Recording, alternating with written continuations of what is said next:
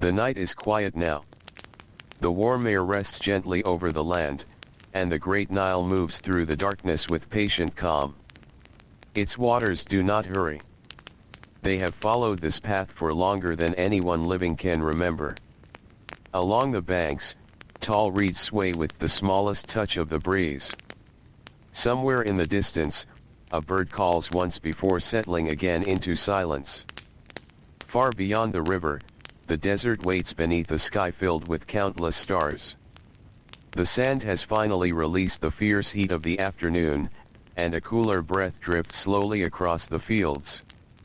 Mud brick homes stand quietly together, their flat roofs catching the pale light of the moon. Small oil lamps flicker behind a few open doorways, though many have already gone dark. Most people are asleep. The long day has left tired hands and heavy feet. Farmers rest beside woven mats. Builders sleep with sore shoulders after carrying heavy stone beneath the bright sun. Mothers lie beside children wrapped in simple linen cloth.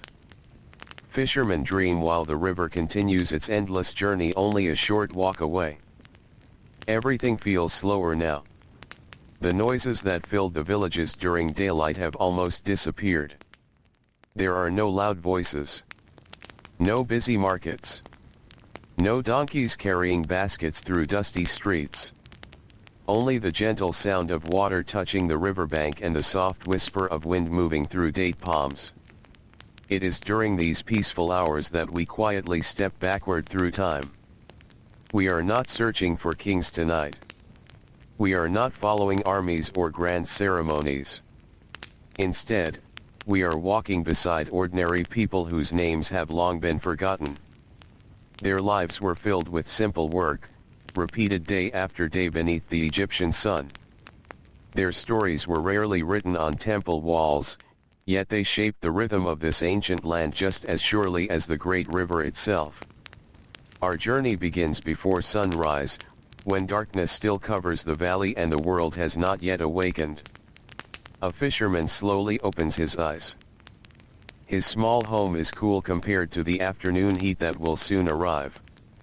The walls are made from dried mud bricks mixed with straw. The floor beneath him is packed earth, worn smooth by many years of footsteps. A rolled sleeping mat rests beside him, while a simple clay jar of water waits near the doorway. He listens for a moment. The village is almost silent. Only a few distant sounds drift through the darkness. Another family nearby is waking. Someone quietly coughs. A wooden door creaks as it opens toward the narrow lane outside. Somewhere farther away, a dog stretches before lying down once more. The fisherman rises carefully. His movements are slow because there is no reason to rush. The river will still be there. The fish will still swim beneath its calm surface. The day will unfold at the same steady pace as so many days before it. His wife has already begun preparing the first meal. She kneels beside a small clay oven built near the corner of the room. Ash from yesterday's fire still holds a little warmth. She places dry reeds and bits of palm wood beneath fresh charcoal. Soon a quiet flame begins to grow, casting soft orange light against the walls. The smell of smoke gently fills the room. Not unpleasant. Simply familiar. It is the smell that has greeted every morning for years. She mixes coarse grain with water inside a shallow bowl. Her hands move with practiced ease. She has repeated this motion thousands of times. The dough slowly forms beneath her fingers until it is ready to bake into flat loaves that will feed the family throughout the day. Outside, darkness slowly begins to soften. The eastern horizon grows lighter. Not bright. Just enough to hint that another warm day is waiting beyond the edge of the world. The fisherman steps outside carrying his sandals. The ground beneath his feet still feels cool from the night. Dust clings lightly to his skin as he walks toward the river path. Around him, more homes begin to stir. Another fisherman joins the narrow road carrying rolled nets across his shoulder. An older man leads two donkeys toward nearby fields. Children still sleep inside their homes while parents quietly prepare for another long day. Nobody speaks very loudly. There is no need. Morning belongs to quiet work. As the first sunlight reaches the tops of distant palm trees, the Nile begins reflecting soft shades of gold. Gentle ripples spread across its wide surface. Small boats tied along the bank rock almost unnoticed. Each boat tells its own quiet story. Some are newly repaired with fresh wooden pegs. Others have patches where older boards were carefully replaced. Every fisherman knows each scratch and worn place on his own boat as well as he knows the lines on his hands. He unties the rope securing the small vessel. The wood creaks softly. The boat slides into the water almost without sound. His fishing net rests carefully folded nearby. The fibers have been repaired many times over the years. Small knots reveal places where larger fish once struggled to escape. Every repair represents patience rather than frustration. Nothing is wasted. Not rope. Not wood. Not time. The river provides, but only for those willing to meet its slow rhythm. As the boat drifts farther from shore, mist rises gently above the cool water. The world feels wrapped in quiet gray light. Birds begin crossing overhead, searching for breakfast before the heat grows stronger. The fisherman watches the surface carefully. He knows these waters better than any map. He understands where deeper channels flow. He remembers where reeds hide schools of fish. He notices tiny circles spreading across the surface where something moves below. Years of experience have taught him to observe more than to hurry. The first cast of the net is almost graceful. The weighted edges spread wide before sinking beneath the surface. Then comes waiting. There is always waiting. The Nile teaches patience every single day. While the net settles, the fisherman simply watches the morning unfold around him. A family farther along the shore washes clay jars. Children laugh quietly as they splash water over smooth stones. A pair of white birds land among the reeds. The sun climbs a little higher. The world slowly becomes warmer. Eventually he pulls. The rope grows heavier. Small silver fish shimmer beneath the water before rising into morning light. Not a great catch.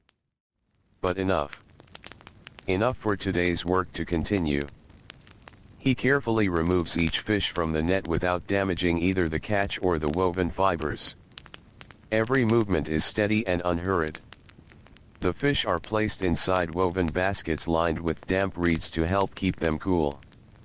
Soon another cast follows. Then another. Hours pass this way. Nothing dramatic happens. Nothing unusual. Only the peaceful rhythm of fishing beneath an ancient sky. By mid-morning, sunlight grows stronger. The cool freshness of dawn begins disappearing beneath growing warmth. The river reflects bright white light that makes the eyes narrow. Sweat gathers along the fisherman's forehead. His linen clothing becomes damp.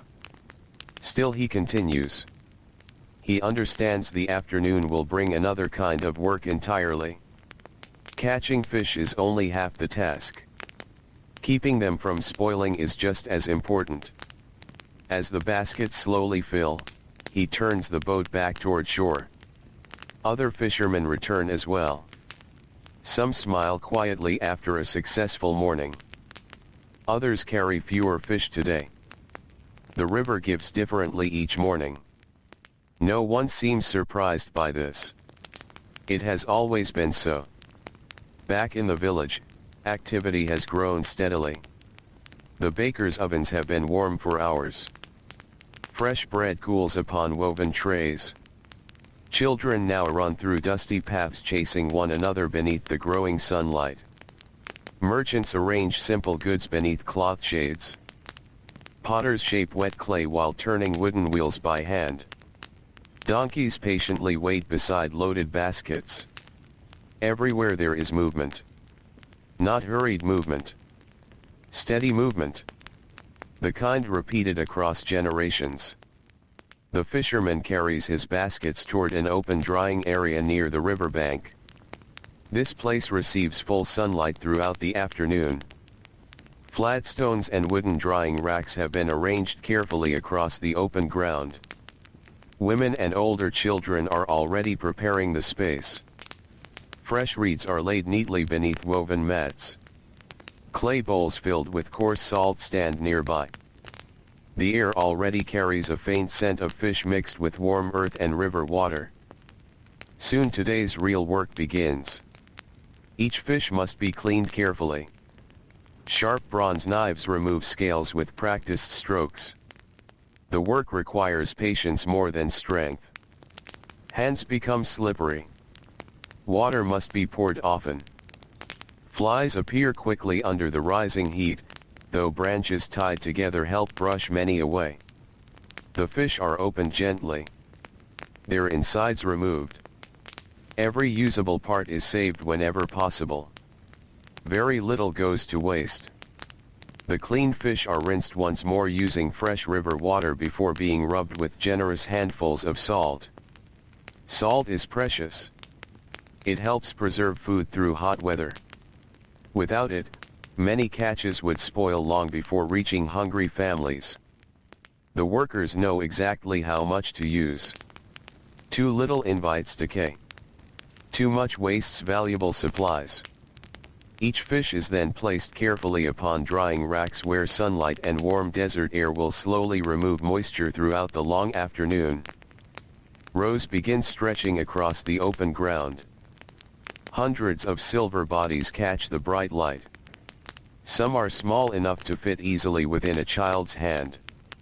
Others are longer, thicker, and heavier after years growing beneath the Nile's steady waters. The work continues without hurry. Conversation drifts gently among the workers. They speak softly about family members. About the river's changing currents. About repairs needed before next season. About grain harvest still weeks away.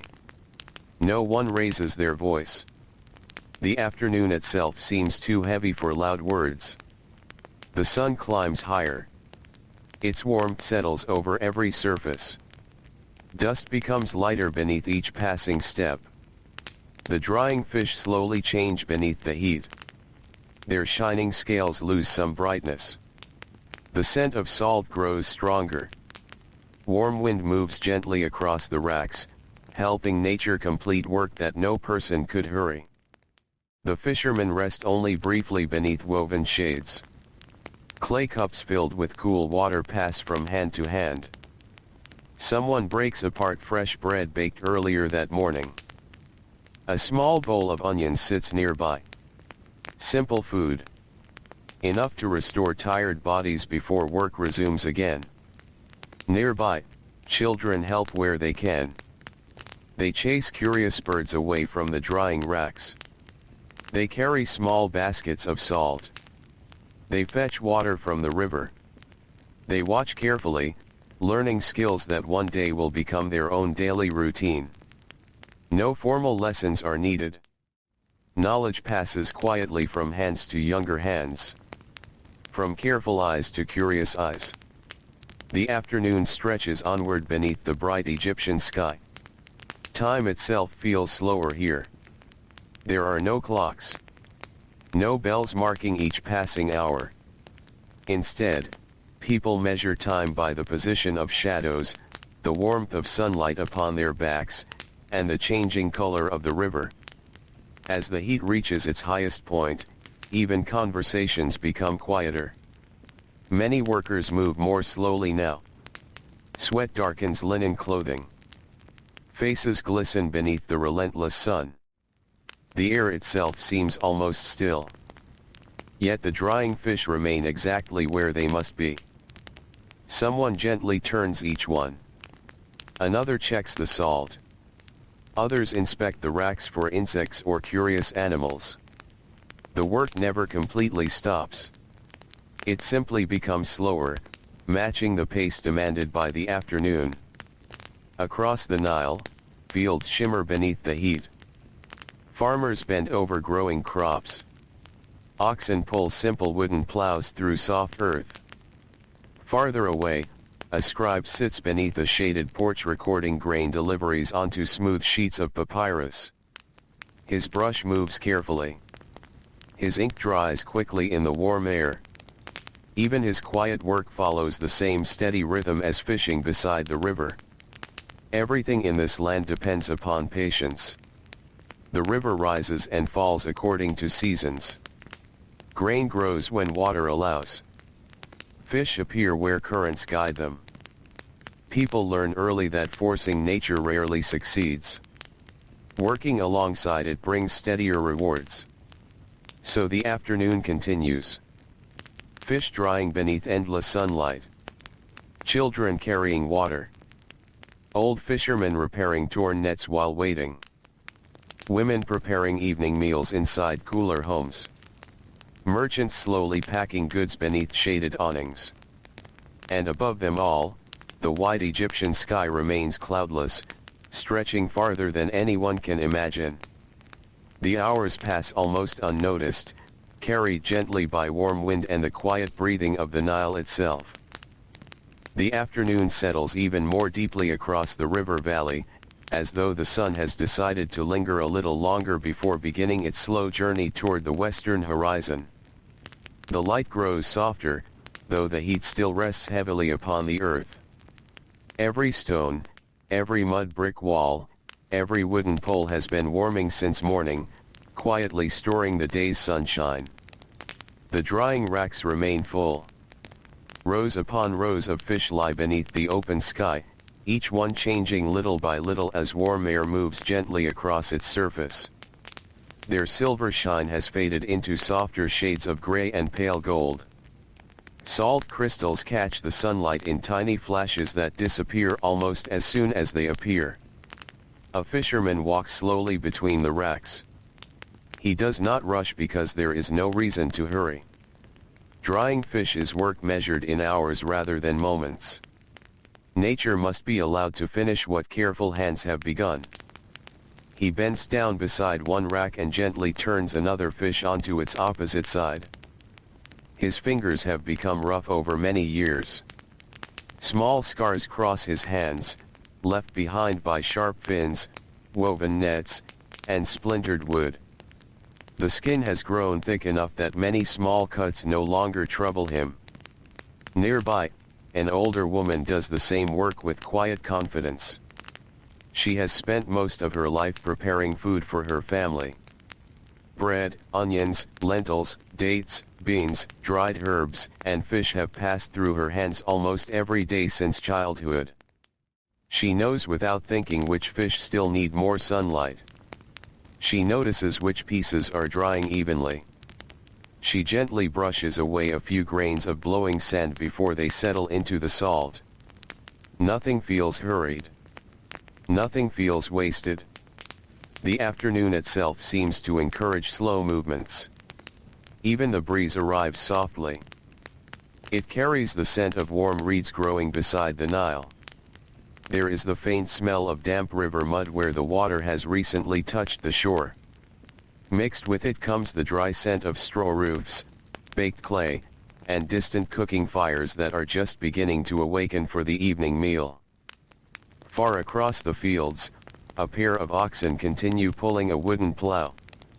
The farmer guiding them wipes sweat from his forehead with the back of his arm.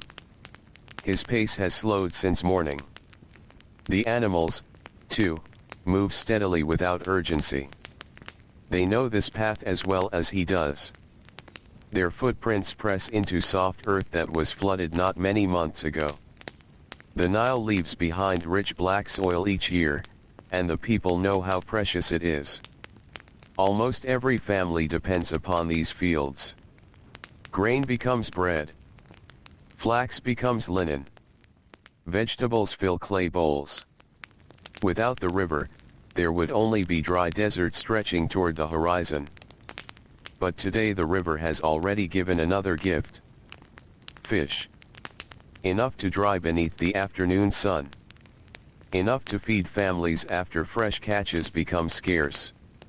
Enough to carry through days when weather or water make fishing difficult. The fishermen understand that today's quiet labor is also preparation for tomorrow. One young boy carefully carries another basket of coarse salt. The basket is almost too heavy for him. His father notices and walks over without saying much. Together they lower the basket onto the ground beside the racks. The boy smiles only slightly. His father nods once. No grand words are needed. Work itself often becomes the conversation. The child watches every movement. He notices how each fish is placed. How much space remains between them. How the larger fish are turned differently from the smaller ones. One day these small observations will become habits. Years from now he may barely remember learning them. They will simply feel natural, passed quietly from one generation to another. A few birds circle overhead. Their sharp eyes have noticed the drying fish. Several children wave woven branches toward the sky. The birds drift away without much complaint, finding easier meals somewhere along the riverbank. The children laugh softly. Then they return to sitting beneath a patch of shade created by a stretched linen cloth tied between two wooden poles. The shade is welcome. Even a small patch feels cool compared with standing directly beneath the sun. One little girl drinks from a clay cup. The water inside is no longer cold. Still, it feels refreshing. The clay jar that held it had been resting in the shade all morning, where evaporation helped keep the water slightly cooler than the surrounding air. Simple methods often work quietly. No one thinks much about them. They simply become part of daily life. An elderly fisherman sits nearby repairing one of his nets. The net stretches across his knees like a soft woven blanket. Every so often he pauses to examine another section. His fingers move through the fibers almost without looking. A broken strand becomes two careful knots. A loose edge becomes secure once again. This net has likely caught thousands of fish. It has drifted through calm mornings, windy afternoons, and peaceful evenings. It has survived seasons of abundance and seasons when the baskets returned almost empty. The fisherman treats it with quiet respect. Making a new net would take many days. Repairing this one requires only patience. A younger fisherman sits beside him. For a while neither speaks. The silence is comfortable. The only sounds are gentle ones. Wind brushing through reeds. Water touching the shore. Occasional footsteps across dusty ground. Somewhere nearby, a donkey shakes its head, causing the simple rope around its neck to creak softly. Eventually the older man says only a few words.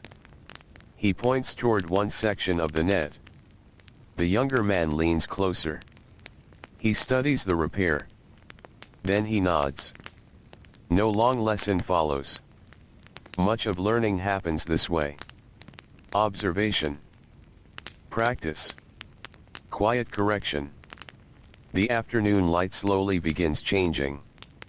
Shadows grow just a little longer.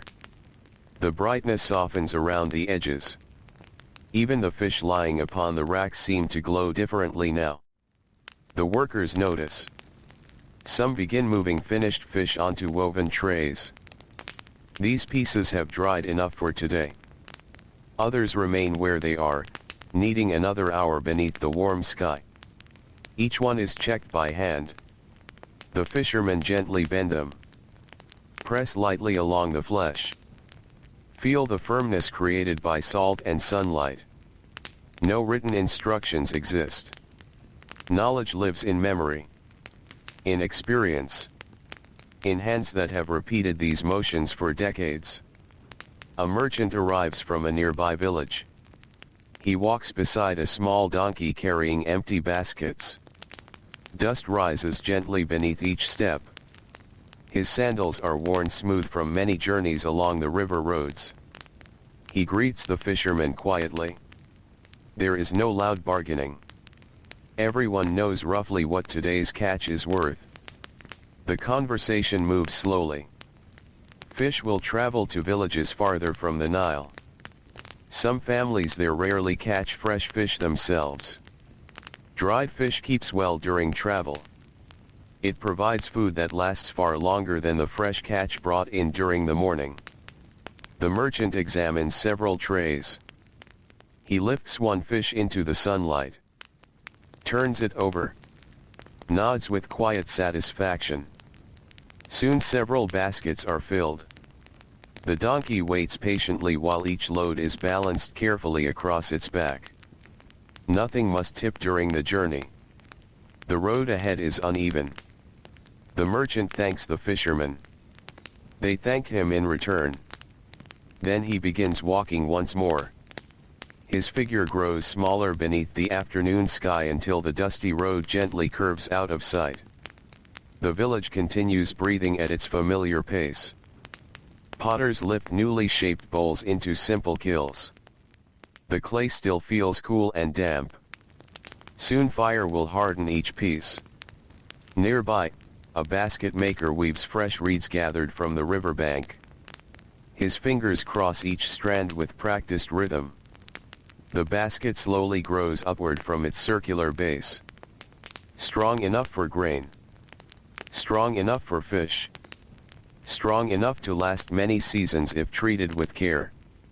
Children wander between these workshops, watching many different kinds of work. Each craft has its own quiet rhythm. The potter waits for clay to dry. The fisherman waits for fish. The baker waits for bread. The farmer waits for grain. Life beside the Nile is filled with waiting. But it is peaceful waiting. Waiting that belongs to nature itself.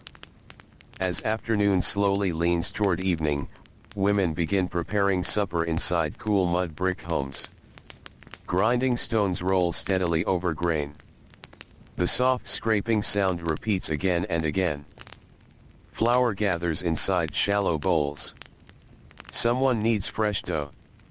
Another slices onions.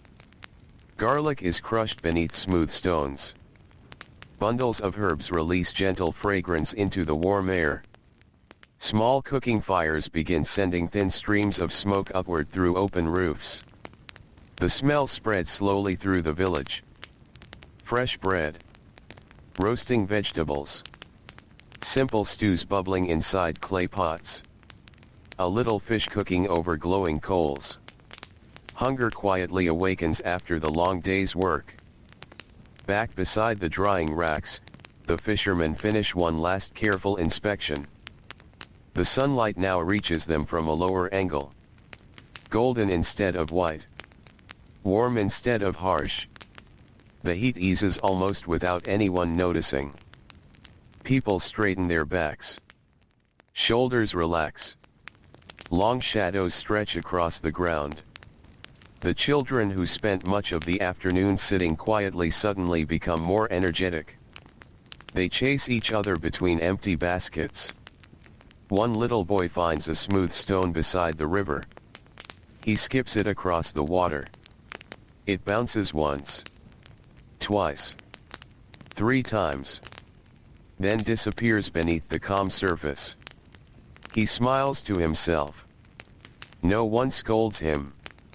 There is room for small moments of play. The river has always belonged to children as much as to fishermen. Several older women gather the finished fish into woven storage baskets lined with clean reeds.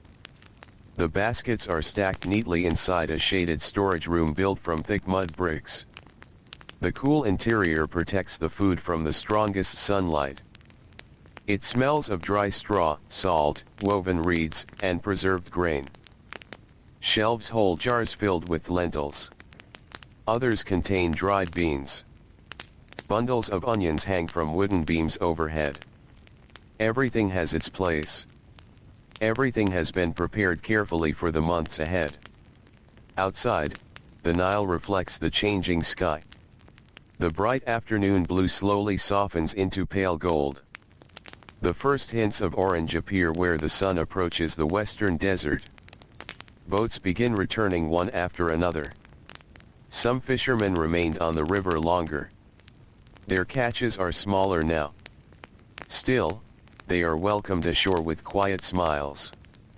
No one asks for grand stories. Everyone already understands how the day has passed. The river tells nearly the same story every afternoon. Its beauty lies in its gentle repetition. One fisherman unties a leather water pouch from his belt. He drinks slowly. Then pours a little water over his hands. Salt and fish scales wash away into the sand. The coolness feels pleasant after hours beneath the sun. Nearby, another man rinses his bronze knife in the river before carefully wrapping it inside linen cloth. Good tools deserve care. Replacing them is difficult. The evening breeze grows slightly stronger. It carries relief across the village. Palm leaves rustle more clearly now. The reeds whisper together beside the shoreline. Even the donkeys seem more comfortable. Several lie down quietly after carrying loads throughout the day. A mother steps outside her home holding a small clay lamp. The flame flickers gently despite the light breeze. Soon other lamps appear. One by one. Golden points of light begin glowing among the mud brick houses. They are modest lights. Small circles pushing back the approaching darkness. Enough to prepare supper. Enough to share quiet conversation. Enough to welcome another peaceful evening beside the Nile, where the warmth of the day slowly gives way to cooler air, gentle river sounds, and the comforting knowledge that when dawn returns, the same calm rhythms will begin once again. The evening arrives so gently that almost no one notices the exact moment when day becomes night. The western sky slowly lets go of its golden light. The bright warmth that rested over the fields all afternoon begins to soften into quiet shades of amber, rose, and deep blue. The river reflects every changing color, carrying them downstream with the same calm patience it has shown since sunrise. The heat does not disappear all at once. It lingers in the stones. It lingers in the walls of the homes. It lingers in the wooden drying racks that stood beneath the sun for the entire afternoon. Yet the breeze coming across the Nile feels different now. It is cooler. Gentler. Almost comforting after the long hours of work. The fishermen lift the final baskets into storage. Some of the fish will remain on the racks until tomorrow morning, depending on their size and the warmth of the day. Others have dried enough to be carefully stacked inside woven reed baskets, where they will rest until they are traded, eaten, or carried to distant villages farther along the river. An elderly woman runs her hand across the top basket. She is not counting. She already knows roughly how much food lies inside. Years of experience have taught her to measure abundance without numbers. She smiles quietly to herself. Not because the catch was unusually large. Simply because there will be enough. Enough for the family. Enough for neighbors if someone falls ill. Enough for travelers who may arrive unexpectedly. Enough for another ordinary week beside the Nile. Ordinary days are often the most dependable. And dependable days bring a kind of quiet comfort. The fishermen wash their hands once more in the river before walking home. The water feels pleasantly cool against skin that has spent the entire afternoon beneath the Egyptian sun. Tiny ripples spread outward from their fingers. The ripples soon disappear. The river keeps no record of them. It simply continues flowing northward, carrying fresh water through villages, fields, and marshes before finally reaching the Great Sea. Small fish swim beneath the surface, unaware that tomorrow morning the nets will return once again. Life continues in its endless rhythm. Nearby, a young father walks home beside his daughter. She is still small enough that her hand disappears completely inside his. They follow the dusty path between rows of mud brick homes. Their sandals leave soft footprints that the evening breeze will slowly erase before morning. The little girl asks a quiet question. Her father answers without slowing his steps. He points toward the river. She looks carefully. Perhaps she notices birds settling into the reeds. Perhaps she watches the changing colors upon the water. Perhaps she simply enjoys walking beside someone she trusts. The conversation soon fades back into silence. It is the comfortable silence shared by people who have spent the entire day together. Inside one home, fresh bread has just been taken from a small clay oven. The warm smell drifts into the narrow street outside. Someone tears a loaf apart while steam still rises gently from its soft center. A bowl of lentils simmers beside the fire. Onions have become sweet after cooking slowly. Garlic fills the room with its familiar fragrance. A small piece of dried fish is placed over glowing charcoal. Its scent mixes with warm bread and wood smoke. The meal is simple. No one expects more. Simple food has sustained families here for generations. The oldest members of the household settle onto woven mats. The younger children gather nearby. Clay bowls are passed carefully from one pair of hands to another. Everyone waits until all have been served.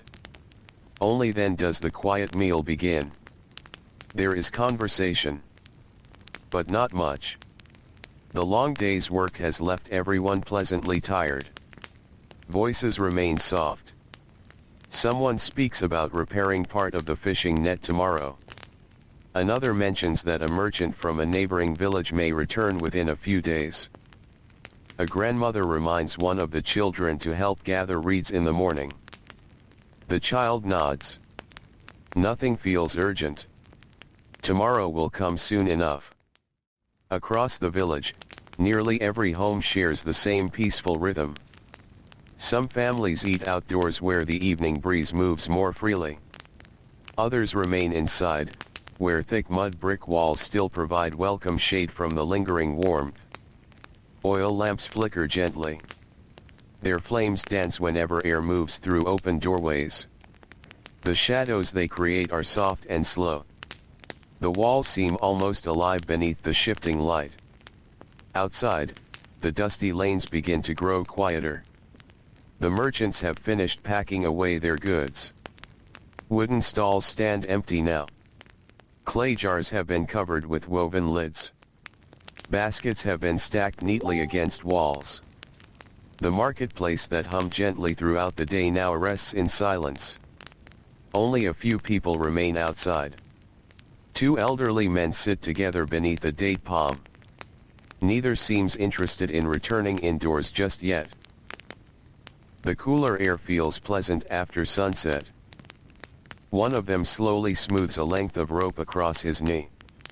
The other watches the stars begin appearing above the eastern horizon. They exchange only a few quiet words. Long friendships often need very little conversation. Nearby, several boys sit along the riverbank. Their feet rest just above the water. Every now and then one tosses a small pebble into the Nile. The circles spread outward before fading into darkness. They watch without speaking. The river has become part of their lives since birth. Its sounds are so familiar that they hardly notice them anymore. Gentle waves touch the muddy shore. Reeds whisper together whenever the breeze passes. Somewhere farther downstream, a bird calls once before settling for the night. The village dog walks slowly through the quiet streets. He pauses beside one doorway. Someone tosses him a small piece of bread. His tail moves once. Then he continues wandering beneath the growing darkness. The moon slowly rises above the eastern desert. Its pale light reaches across the river. The drying racks that were filled with bright sunlight only hours ago now stand quietly beneath silver moonlight. The fish left outside appear almost white against the darkness. The breeze continues its careful work throughout the night. Drying never truly stops. Nature continues even while people sleep. A young fisherman steps outside his home carrying a folded fishing net. He spreads it carefully across two wooden posts. Tonight's cooler air will help remove any remaining moisture. Tomorrow before dawn he will inspect every knot once more. He runs his fingers slowly along the woven fibers. One small section feels loose. He sits down beneath the lamp beside his doorway. Without hurry, he threads fresh cord through the opening. Pull. Loop. Tie. Pull again. Each knot is almost identical to the last. His hands know the pattern better than his thoughts. Inside the house, his wife quietly folds freshly washed linen. Their youngest child is already asleep upon a woven mat. Another child struggles to keep sleepy eyes open. The day's excitement has slowly disappeared. Heavy eyelids finally win. The mother smiles gently. She lifts the little one into her arms and carries the child toward a sleeping place prepared earlier. A simple linen cloth becomes a light blanket. The child hardly stirs.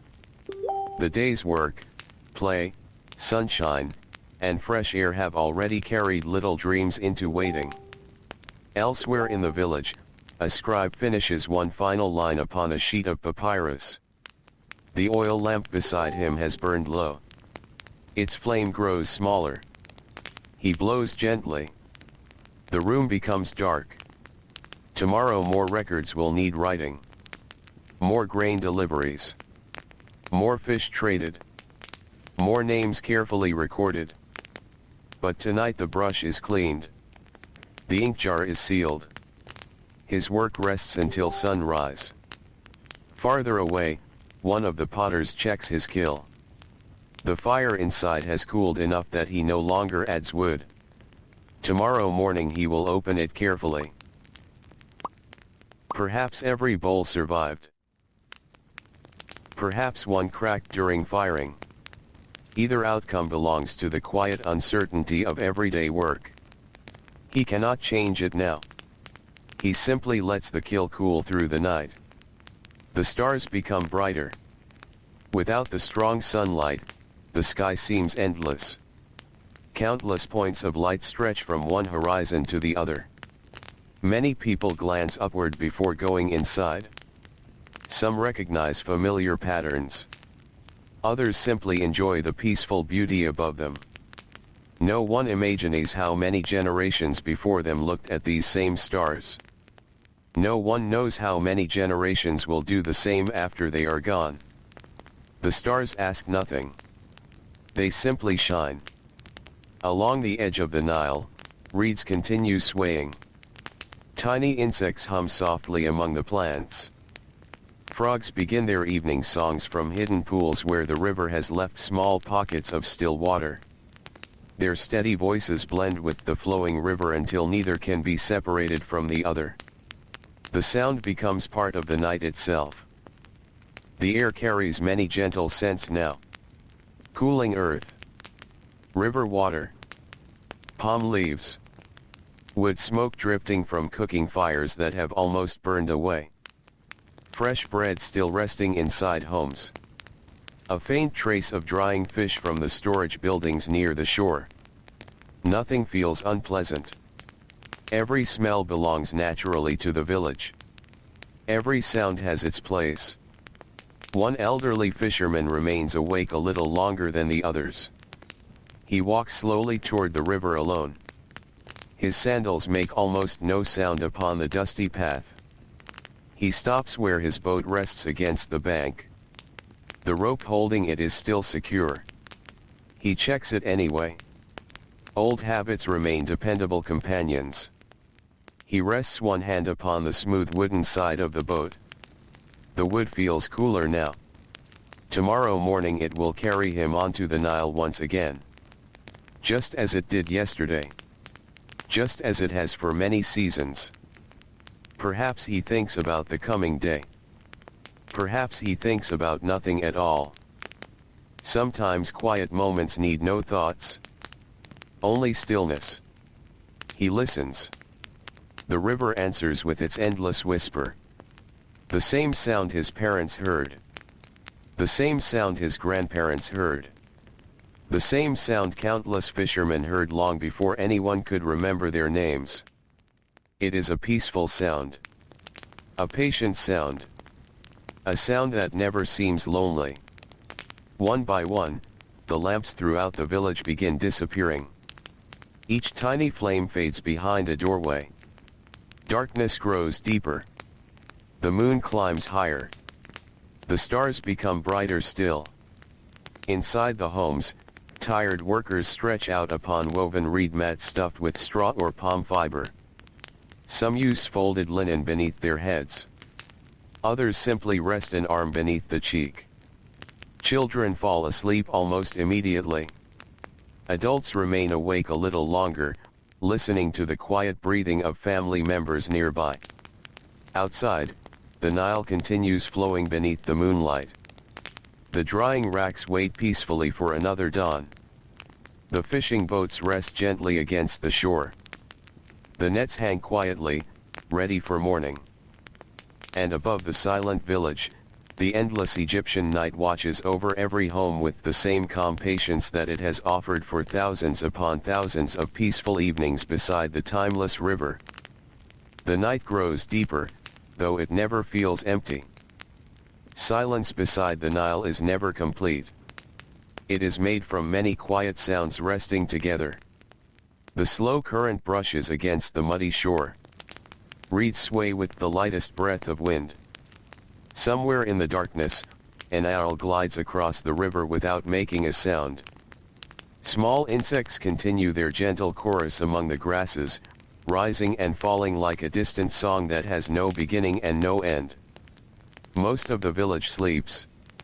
Inside the mud brick homes, the warmth of the day has almost drifted away. Thick walls that sheltered families from the fierce afternoon sun now hold a pleasant coolness. The packed earth floors feel comfortable beneath sleeping mats woven from reeds gathered along the river months before. One family sleeps beneath the open sky.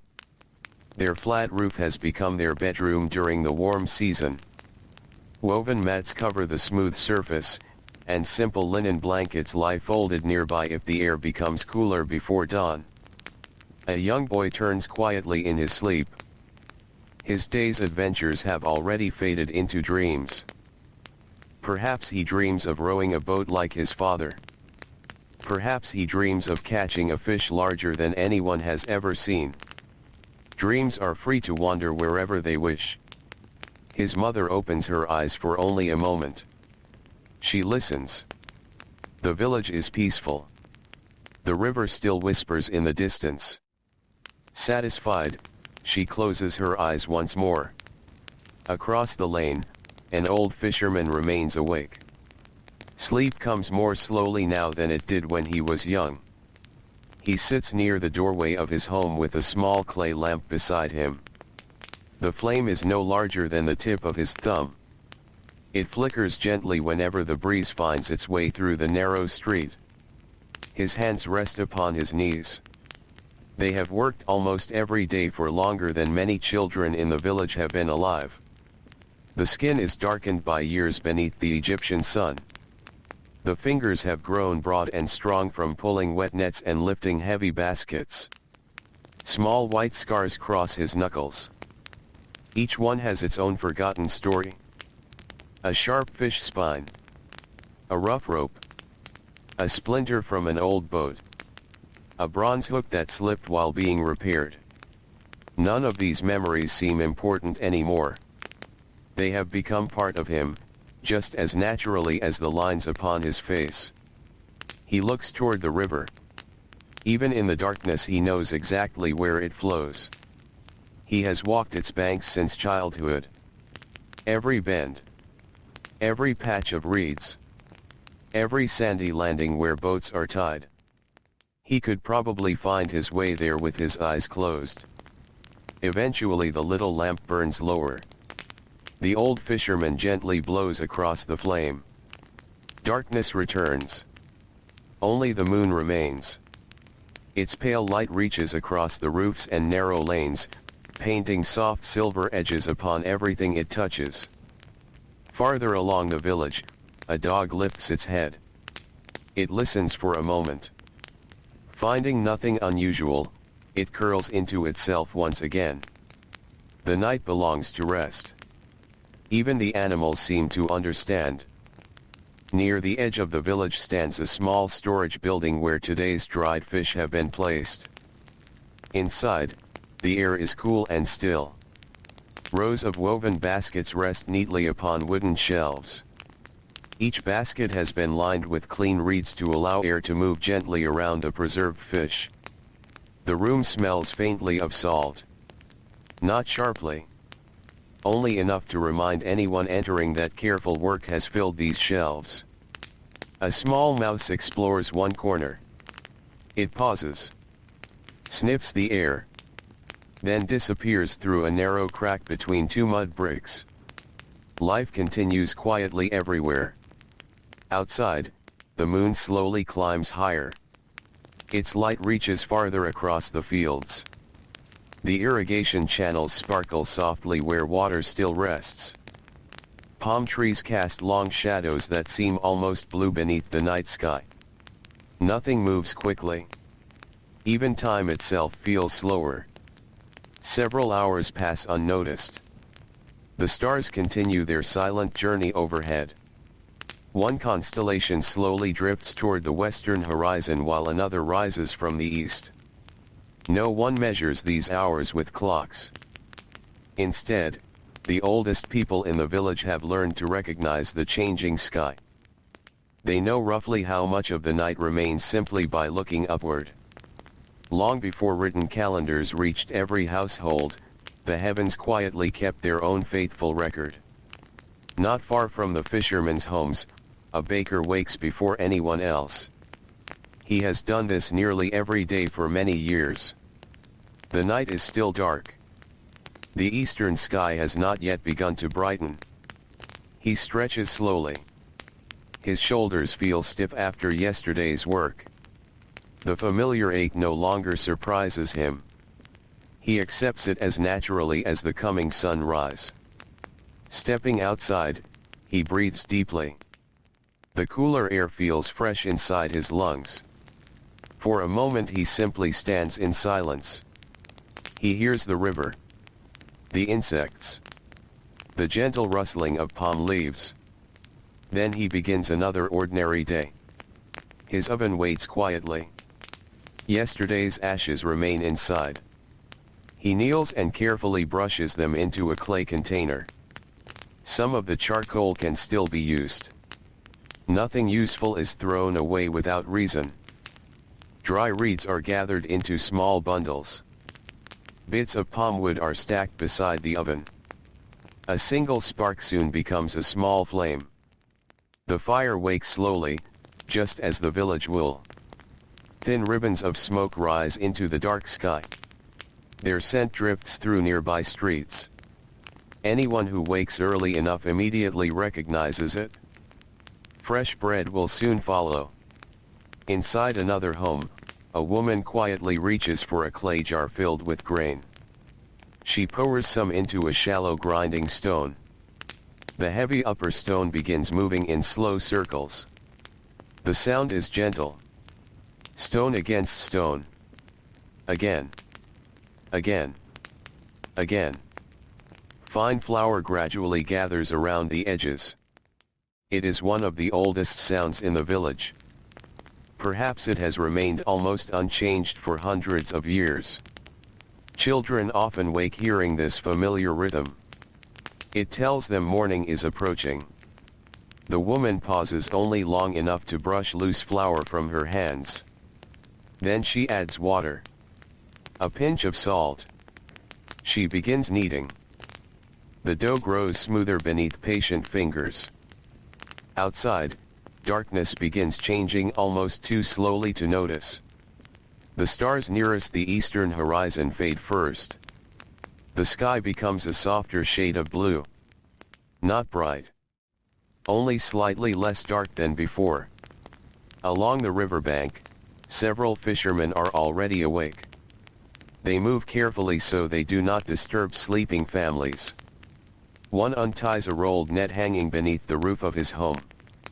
Another sharpens a small bronze knife with slow, practiced strokes across a smooth stone. A third checks the wooden paddle that will carry his boat through calm morning water. These quiet preparations happen every day. No one gives instructions.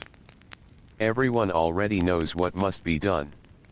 The routines have settled comfortably into memory. A young fisherman yawns as he walks toward the river. His sandals leave fresh footprints in the cool dust. Soon other footprints join his. Different sizes. Different directions. Some leading toward boats. Others toward fields. Others toward workshops that will soon fill with another day's careful labor. The village begins waking little by little. A child rubs sleepy eyes while carrying an empty clay jar. His older sister walks beside him. Together they head toward the river to collect fresh water before the day's heat arrives. They do not speak much. The morning itself feels too peaceful for many words. As they reach the bank, they kneel carefully. The clay jar sinks beneath the surface. Cool water flows inside with a soft bubbling sound. The boy watches tiny ripples spread outward. Small fish dart away beneath the clear water. He smiles quietly. The river always seems alive, even before sunrise. Nearby, several boats are gently pushed into the Nile. The wood slides smoothly over damp mud. Each fisherman steps aboard with practiced balance. They know exactly where to place each foot. The boats drift away one after another, hardly disturbing the calm surface. Mist has returned during the night. A light veil floats above the water. It softens everything. The opposite bank appears farther away than it truly is. Palm trees become quiet shadows. Birds emerge only as dark shapes gliding through the pale morning air. The first paddle enters the water. Then another. Then another. Each stroke is slow. The boats move almost silently. No one rushes toward the fishing grounds. The fish are not going anywhere. The river teaches the same lesson every morning. Patience often brings more than haste. Behind them, the village slowly brightens. The baker's fire grows stronger. Warm light glows inside his oven. The first loaves begin baking. Soon the familiar smell of fresh bread spreads through the streets once again. Doors open. Families step outside. A donkey shakes dust from its coat. Goats begin searching for scraps of grass near the irrigation channels. The potter carries yesterday's cooled bowls from the kiln. He examines each one carefully.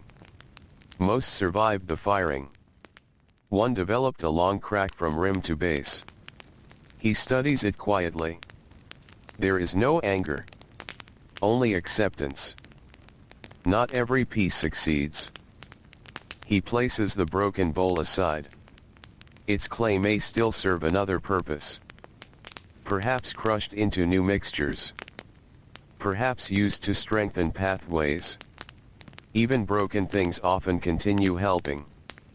Near the fish storage building, two women lift the woven lids from several baskets. They inspect yesterday's catch. The fish dried well. Firm. Light. Properly preserved. They smile softly. Some of these baskets will remain here. Others will travel with merchants before the week is over. One basket is carried toward a nearby home. Breakfast today will include dried fish gently warmed over charcoal. The smell will soon mix with fresh bread, onions, and herbs. The day begins almost exactly as yesterday began.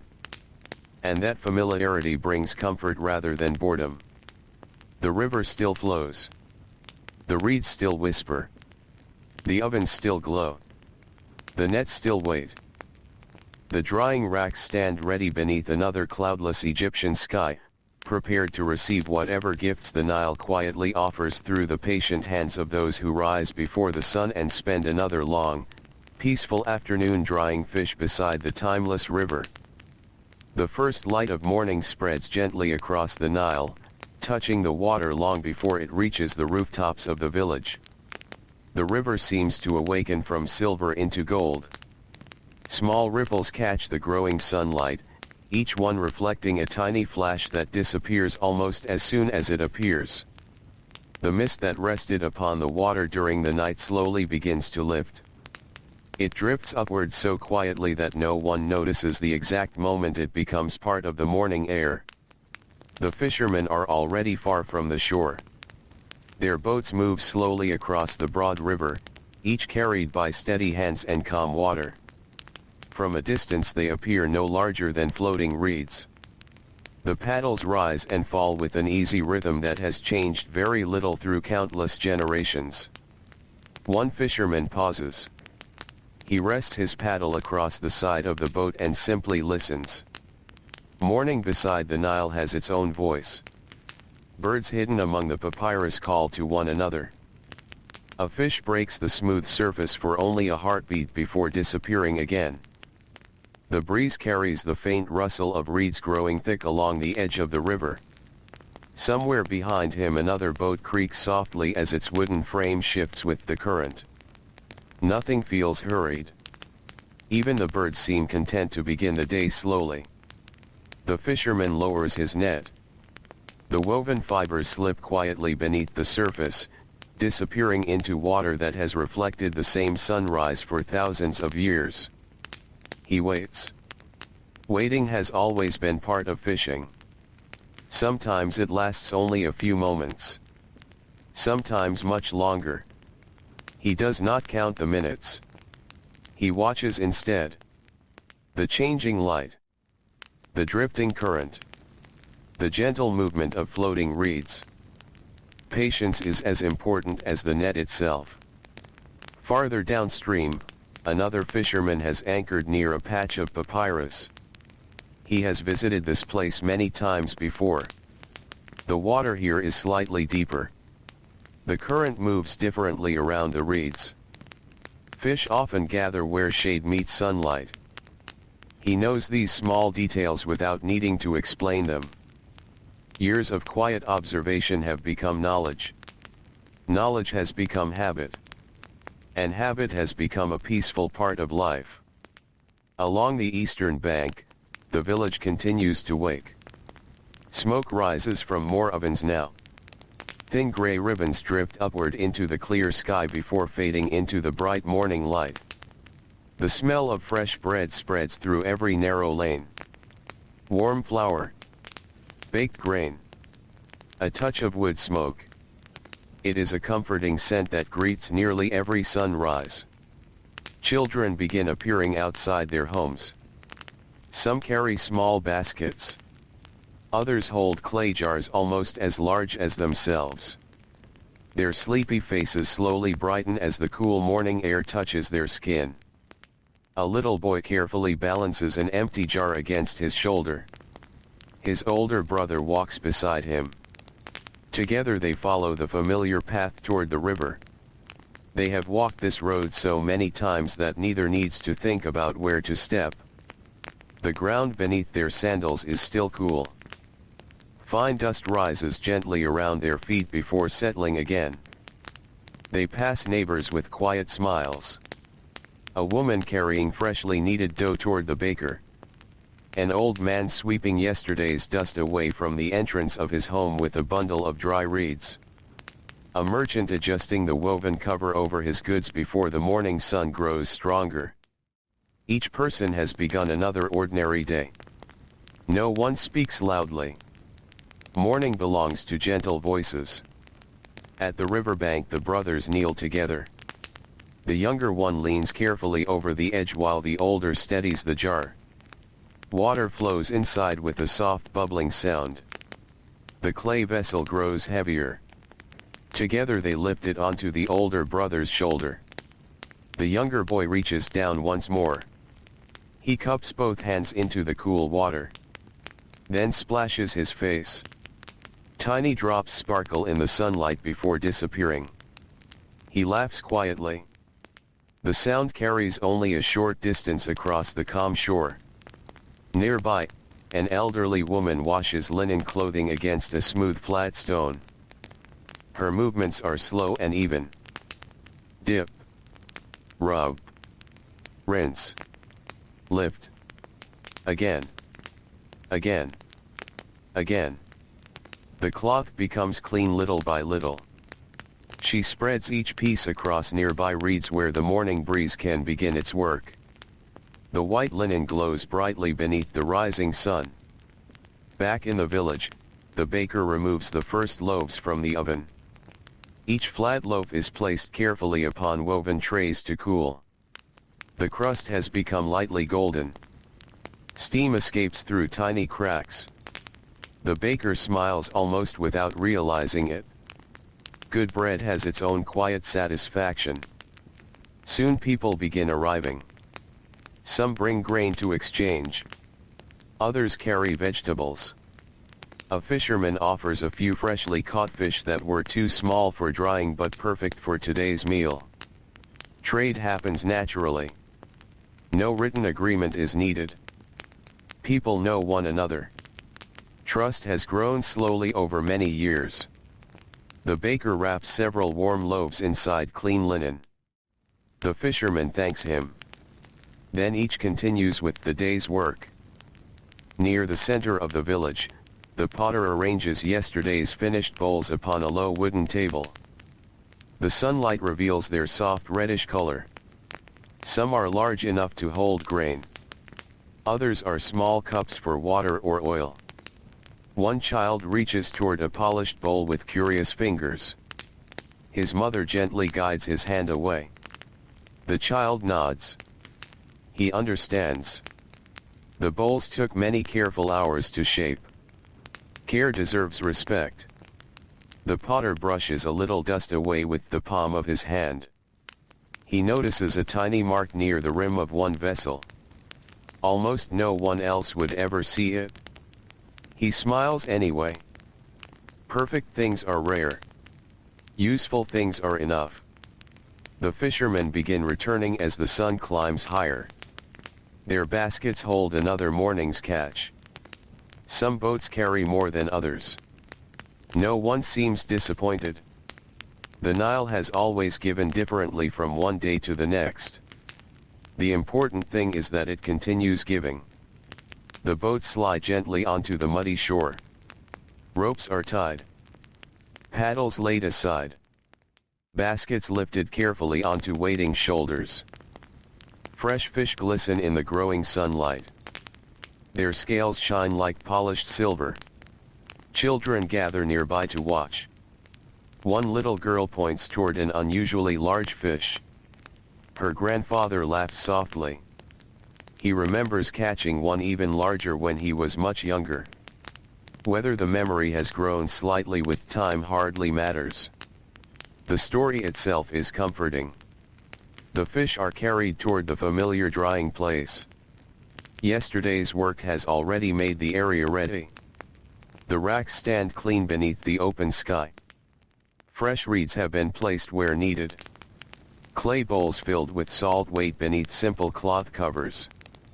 Everything is prepared before the first basket arrives. The work begins almost immediately. Sharp bronze knives flash briefly in the morning light. Scales are removed with careful strokes. Water is poured over each fish. Hands move with quiet confidence. No one wastes motion. No one rushes ahead. The same peaceful rhythm returns. A young woman works beside her mother. She has helped since childhood. Years ago she watched carefully. Then she practiced. Now her hands move almost exactly as her mother's do. She gently opens each fish. Removes what is not needed. Rinses it. Covers it evenly with salt. Places it upon the drying rack with just enough space between each one for the breeze to pass. Her daughter sits nearby. Still too young to help much. She watches every movement with wide curious eyes. Sometimes she asks a question.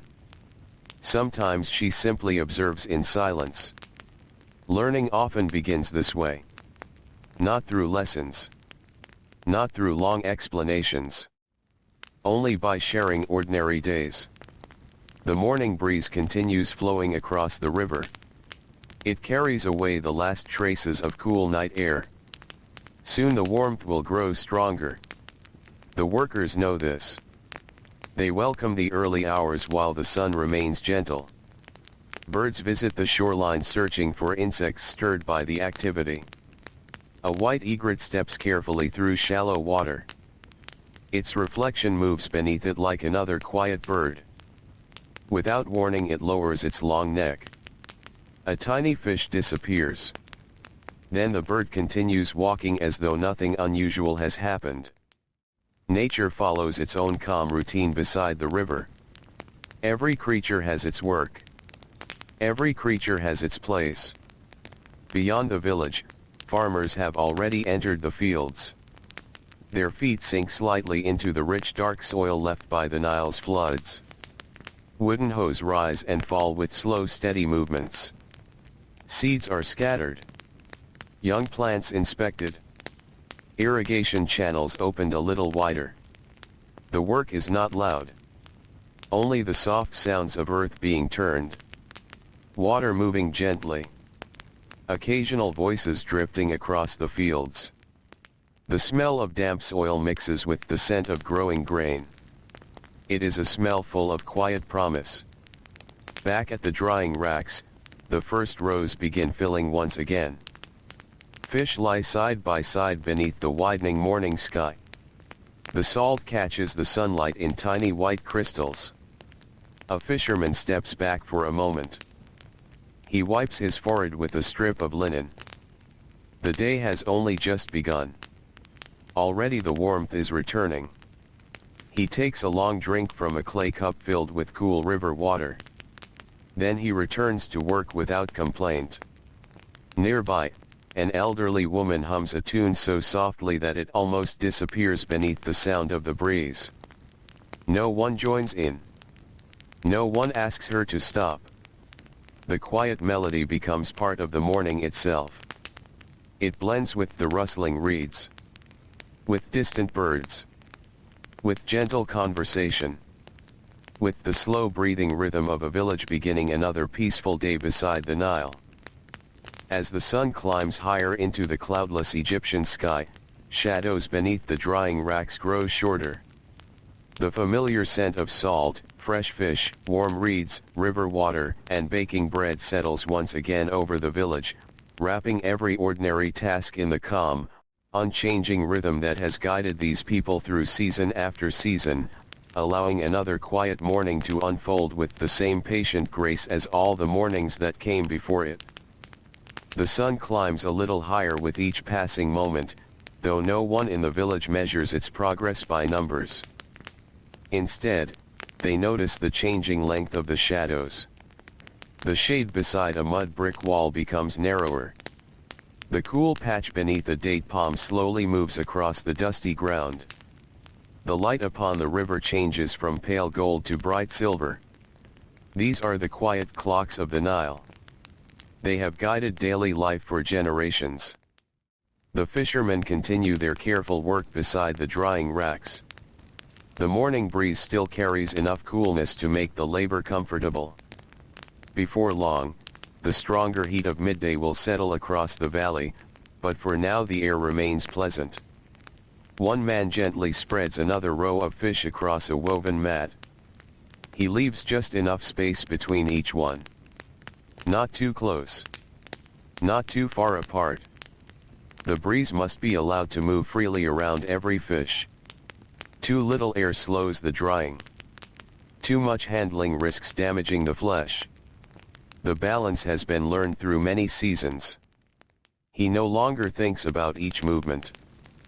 His hands remember for him. Nearby, his younger brother lifts a clay bowl filled with coarse salt. The crystals are uneven. Some are no larger than grains of sand. Others are rough pieces gathered from shallow salt pools many days away. He scoops a handful. The salt slips slowly between his fingers before settling over the fish in a thin white layer. The sunlight catches the crystals, making them sparkle for only a moment. Soon the brightness fades as the salt begins quietly doing its work. A small breeze passes across the racks. The scent of the river mixes with the clean smell of salt. It is a familiar fragrance. Visitors from distant villages often notice it immediately. Those who live here hardly think about it anymore. It belongs to the place, just as naturally as the reeds and the flowing water. Across the open space, several women sit beneath a woven shade supported by smooth wooden poles. Bundles of flax rest beside them. Their fingers move patiently through the long pale fibers. Twist. Pull. Smooth. Twist again. Slowly the loose strands become strong thread. Conversation drifts gently among them. No one speaks loudly. The rhythm of the work encourages quiet voices. One woman tells a story she remembers from her grandmother. It is not a tale of kings or temples. It is about a season when the Nile rose especially high. The floodwaters reached farther than expected. Fields disappeared beneath calm water. Children traveled by small boats where they normally walked. The story is told without excitement. Only with gentle affection. The others smile as they remember similar stories passed down through their own families. The Nile has always shaped memory. Its floods are remembered as carefully as birthdays.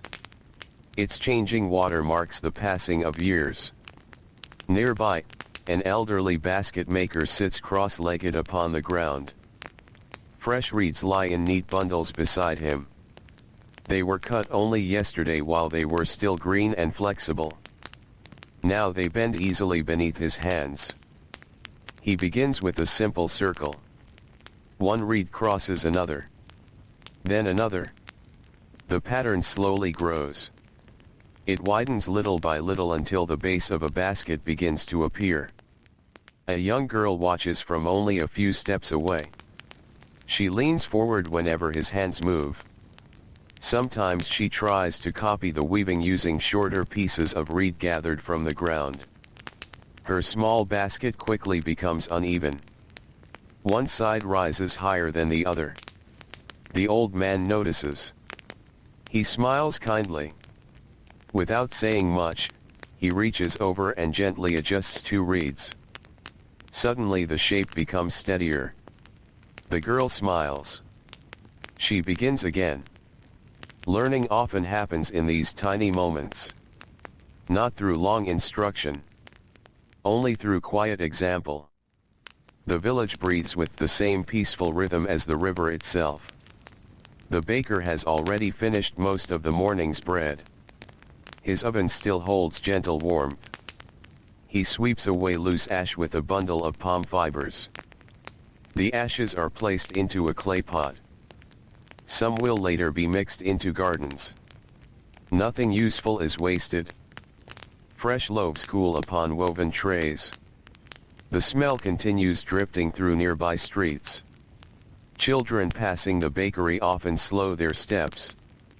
Warm bread has a way of inviting everyone to pause. One small boy receives a piece from the baker. It is only a broken edge from a loaf. Still warm. Still soft. The boy thanks him quietly. He tears off a tiny piece before taking another step. Steam rises into the bright morning air. He smiles to himself. Simple kindness often passes unnoticed in places where neighbors have known one another for many years. Farther down the lane, a potter kneels beside a lump of damp clay. His wheel turns slowly beneath careful hands. The clay rises almost effortlessly. A bowl begins taking shape. Its walls become thinner with each gentle touch. The potter's fingers remain wet. Water glistens upon the smooth surface. One small mistake could cause the bowl to lean. Instead, it grows evenly.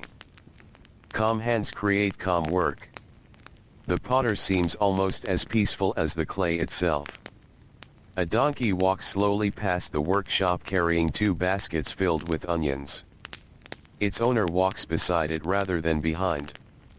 Every so often he reaches up to steady one basket as the animal steps across uneven ground. Dust rises gently around their feet. The road has become busier now. Merchants arrive from neighboring settlements. Some carry woven cloth. Others bring jars of oil.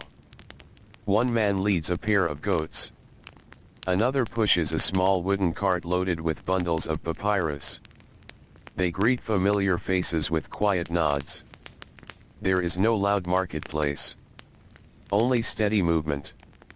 Goods exchanged. News shared softly. Life continuing as it always has. Near the river, 2 scribes sit beneath a shaded porch. The sunlight never reaches their work directly.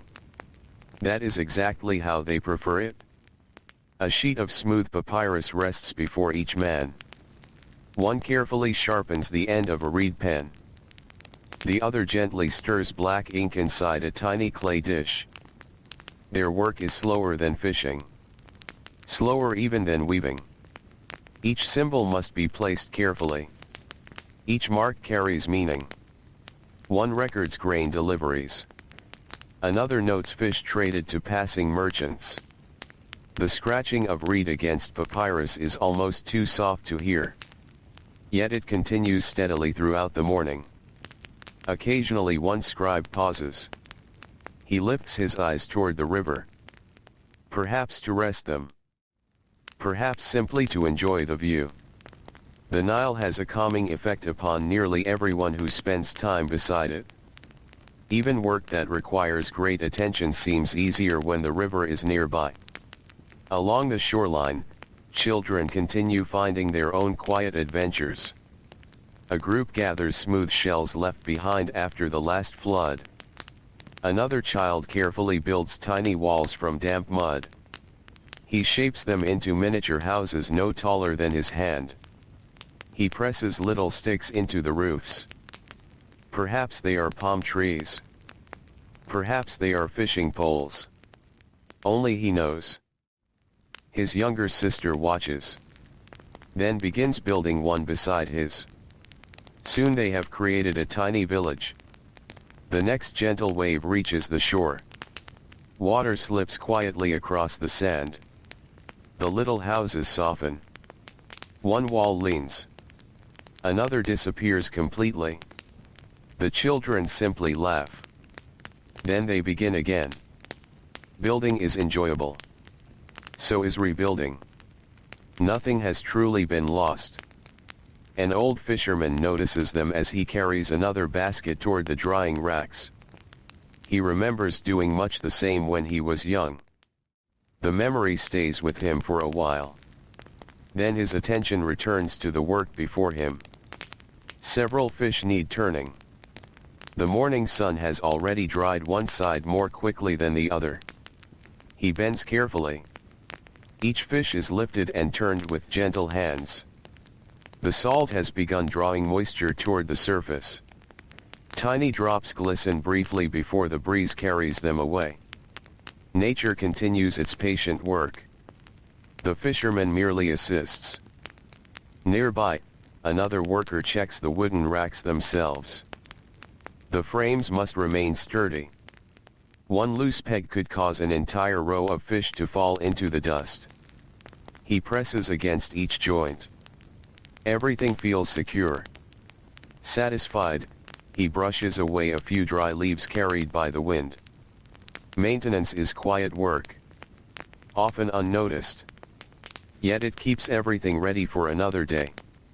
The warmth grows stronger. The bright light overhead leaves fewer shadows. Workers begin tying light linen cloth around their heads to protect themselves from the coming heat. Water jars are moved beneath deeper shade. Clay cups are filled again. No one waits until thirst becomes uncomfortable. Experience has taught them otherwise. The river remains calm despite the rising temperature. A pair of boats drift lazily along the opposite bank. One fisherman stands for a moment, using a long pole to guide his boat through shallow water. His reflection stretches beneath him like a second figure moving through another world. White birds gather among the reeds. Their feathers seem almost brighter than the clouds that never appear. One bird lifts into the air. Its wings beat slowly. It circles above the water before gliding downstream. The village barely notices. Birds have always shared this place with people. They belong to the landscape just as much as the fishermen, the farmers, and the palm trees. The scent of warm earth begins replacing the cool freshness of early morning. The first hints of midday arrive quietly. Still, there is no sense of urgency. The fish continue drying. The bread continues cooling. The baskets continue filling. The scribes continue writing. The potter continues shaping clay. The children continue playing beside the river. And above them all, the Egyptian sun rises patiently into the endless blue sky, watching another ordinary day unfold with the same gentle rhythm that has carried life beside the Nile through countless peaceful generations. By the time the sun reaches the middle of the sky, the coolness of morning has become only a memory. The light now falls almost straight down upon the Nile, turning the wide river into a sheet of bright silver. Anyone looking across the water narrows their eyes against its gentle brilliance. Small waves still move quietly toward the shore, but their edges seem to disappear beneath the midday glow. The air has changed. The breeze still comes from the river, but it carries warmth instead of coolness. It brushes gently across the drying racks, across the mud brick walls, across the open fields where farmers continue their patient work. No one is surprised. Every day follows this familiar path. Morning offers comfort. Midday asks for endurance. Evening will bring relief. The people beside the Nile have lived within this rhythm for so long that it feels as natural as breathing. At the drying grounds, today's catch has begun its slow transformation. The fish no longer glisten with fresh river water. The salt has drawn much of the moisture toward the surface. The flesh has become firmer beneath careful hands. A fisherman bends over one of the racks. He lifts a single fish between both hands. He presses gently along its side.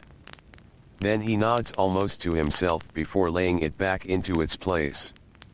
It needs more time. Almost everything worthwhile here needs more time.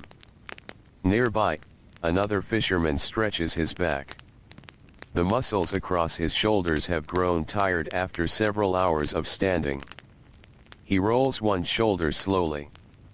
Then the other. For a moment he closes his eyes and simply listens. The river. The wind. The distant sound of someone grinding grain. The soft voices of neighbors working nearby. None of these sounds demand attention. Together they become a quiet blanket spread gently across the village. He opens his eyes again. There is still work to do. Yet there is no feeling of rushing toward its end. The day itself seems to move at the pace of the river. Steady. Patient. Certain. Under a woven shade, several clay water jars rest upon the cool earth. Their rounded sides are slightly damp. Tiny drops have formed on the outside where the clay slowly releases moisture into the warm air. This simple gift of cool water is treasured during the hottest hours. A young woman lifts one of the jars carefully. She pours water into small cups. The sound is soft, almost musical. One by one, the workers pause. They drink slowly. No one empties a cup too quickly.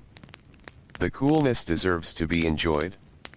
When everyone has finished, the cups are rinsed with only a little water. Nothing is wasted. The empty cups are placed upside down upon a clean cloth to dry. A little farther away, beneath the shade of a broad date palm, an elderly grandmother prepares a simple midday meal. She unwraps flat loaves of bread baked earlier that morning. Their warmth has faded, but they remain soft. She places a few onions beside them. Several dates. A small dish of crushed herbs mixed with oil. There is also dried fish prepared several days earlier. It has been lightly warmed over glowing charcoal until its rich aroma fills the air. The meal is plain. Yet every person who gathers beneath the tree seems grateful. Hands reach for bread. Pieces are torn quietly. Someone passes the onions.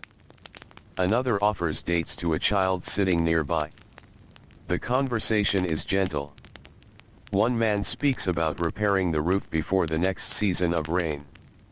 Another wonders whether the reeds along the southern marsh have grown thick enough for cutting.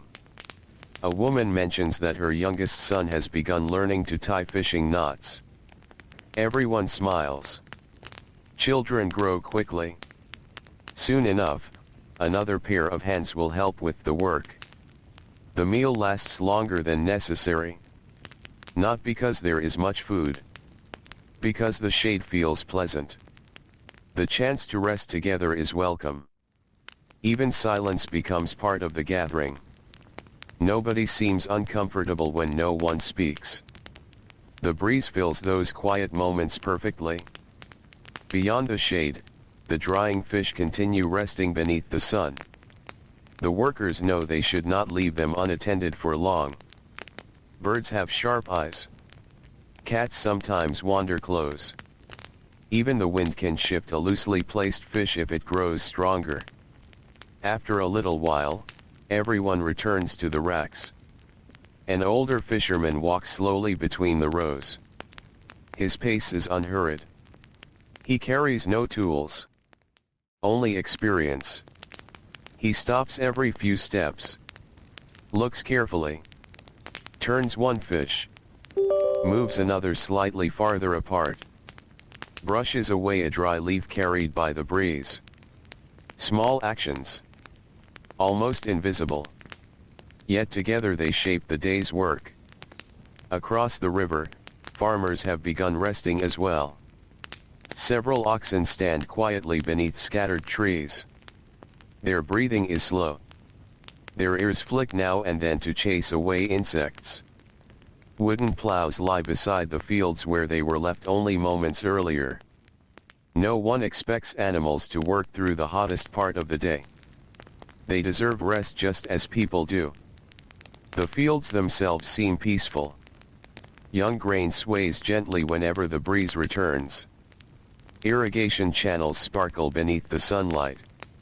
Dragonflies skim low across the water. The entire valley appears wrapped in stillness. Only the distant call of a water bird breaks the silence for a moment before calm settles once more. Back in the village, the potter has moved his work into deeper shade. The clay dries too quickly beneath direct sunlight. He knows exactly how to protect it. A damp cloth rests over the unused clay.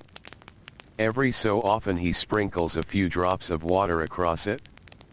Enough to keep it soft. Not enough to make it sticky. Balance. Once again, balance guides the work. His wheel turns slowly. A wide storage jar begins rising beneath his hands. It will eventually hold grain harvested from nearby fields. Or perhaps oil. Or dried fish preserved through careful afternoons like this one. Every object in the village quietly supports another task. Nothing stands entirely alone. Nearby, the basket maker has nearly finished another large reed basket. The pattern has become tight and even. He smooths the rim with his thumb, then trims one loose strand using a small bronze knife. The basket feels light despite its strength. He lifts it toward the sunlight, examines the shape. Satisfied, he places it beside 3 others completed earlier this week. Soon they too will find new homes. Perhaps one will carry onions from the fields. Another may hold freshly baked bread. Another may travel with a merchant carrying dried fish north along the river.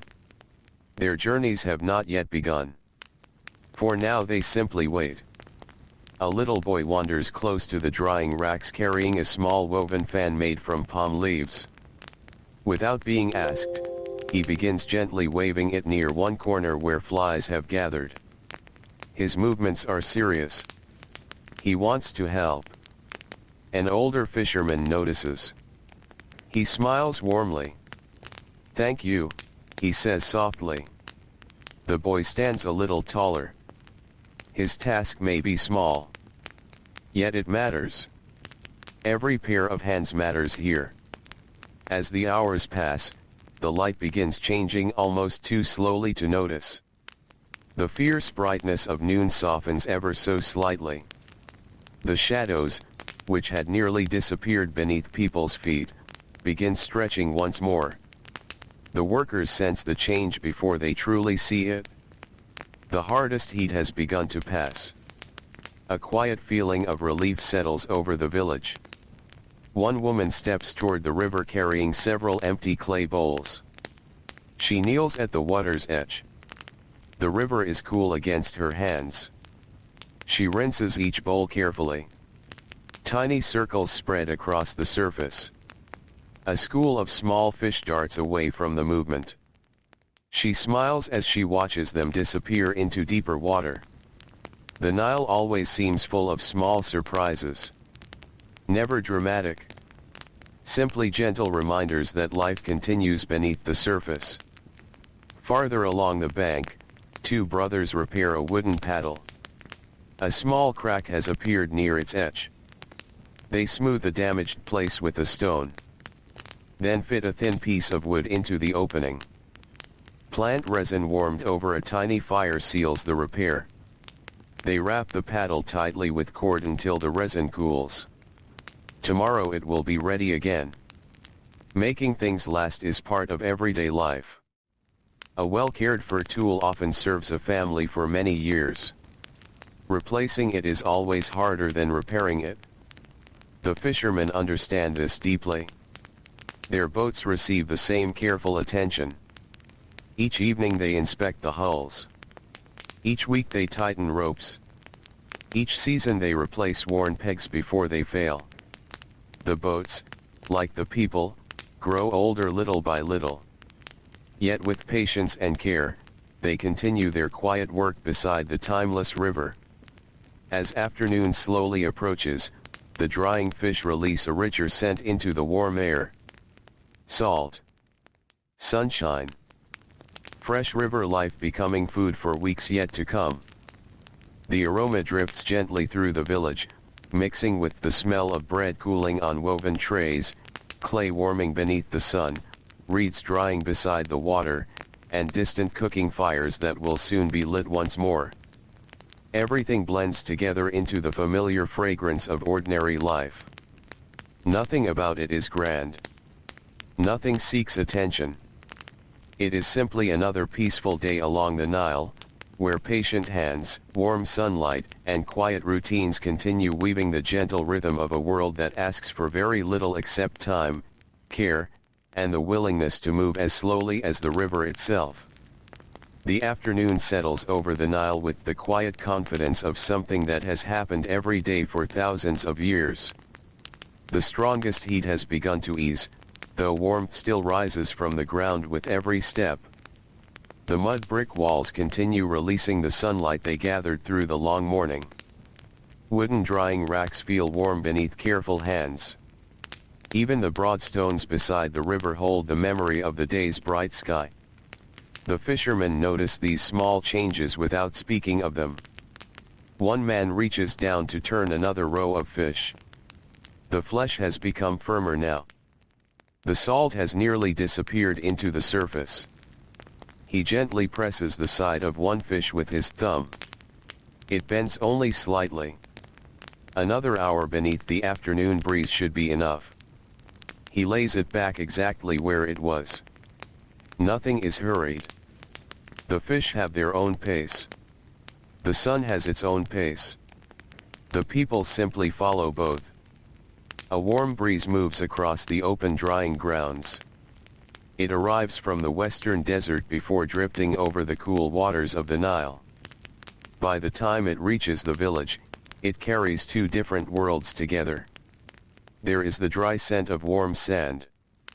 There is the fresh smell of river water. Together they create an air that everyone here has known since childhood. No one pauses to notice it anymore. Yet if it disappeared, everyone would immediately feel that something was missing. Not far away, reeds along the shoreline sway together. Their soft rustling sounds almost like whispered conversation. Tiny birds move between the stems, disappearing so completely that only the gentle shaking of the reeds reveals where they have gone. A kingfisher waits upon a low branch hanging over the water. It remains perfectly still. Only its bright eyes move. For several long moments nothing happens. Then suddenly it dives. The splash is so small it hardly disturbs the surface. A heartbeat later the bird returns to the branch with a tiny fish. Within moments everything is quiet once again. The river accepts both stillness and movement with equal calm. Nearby, several children gather smooth reeds that have drifted onto the bank. Some are long enough to become weaving material. Others are too short. Those become toys. One little boy ties two reeds together with a thin strand of flax. Soon he has made a tiny boat. He places it carefully upon the edge of the river. The current catches it immediately. The little boat begins drifting downstream.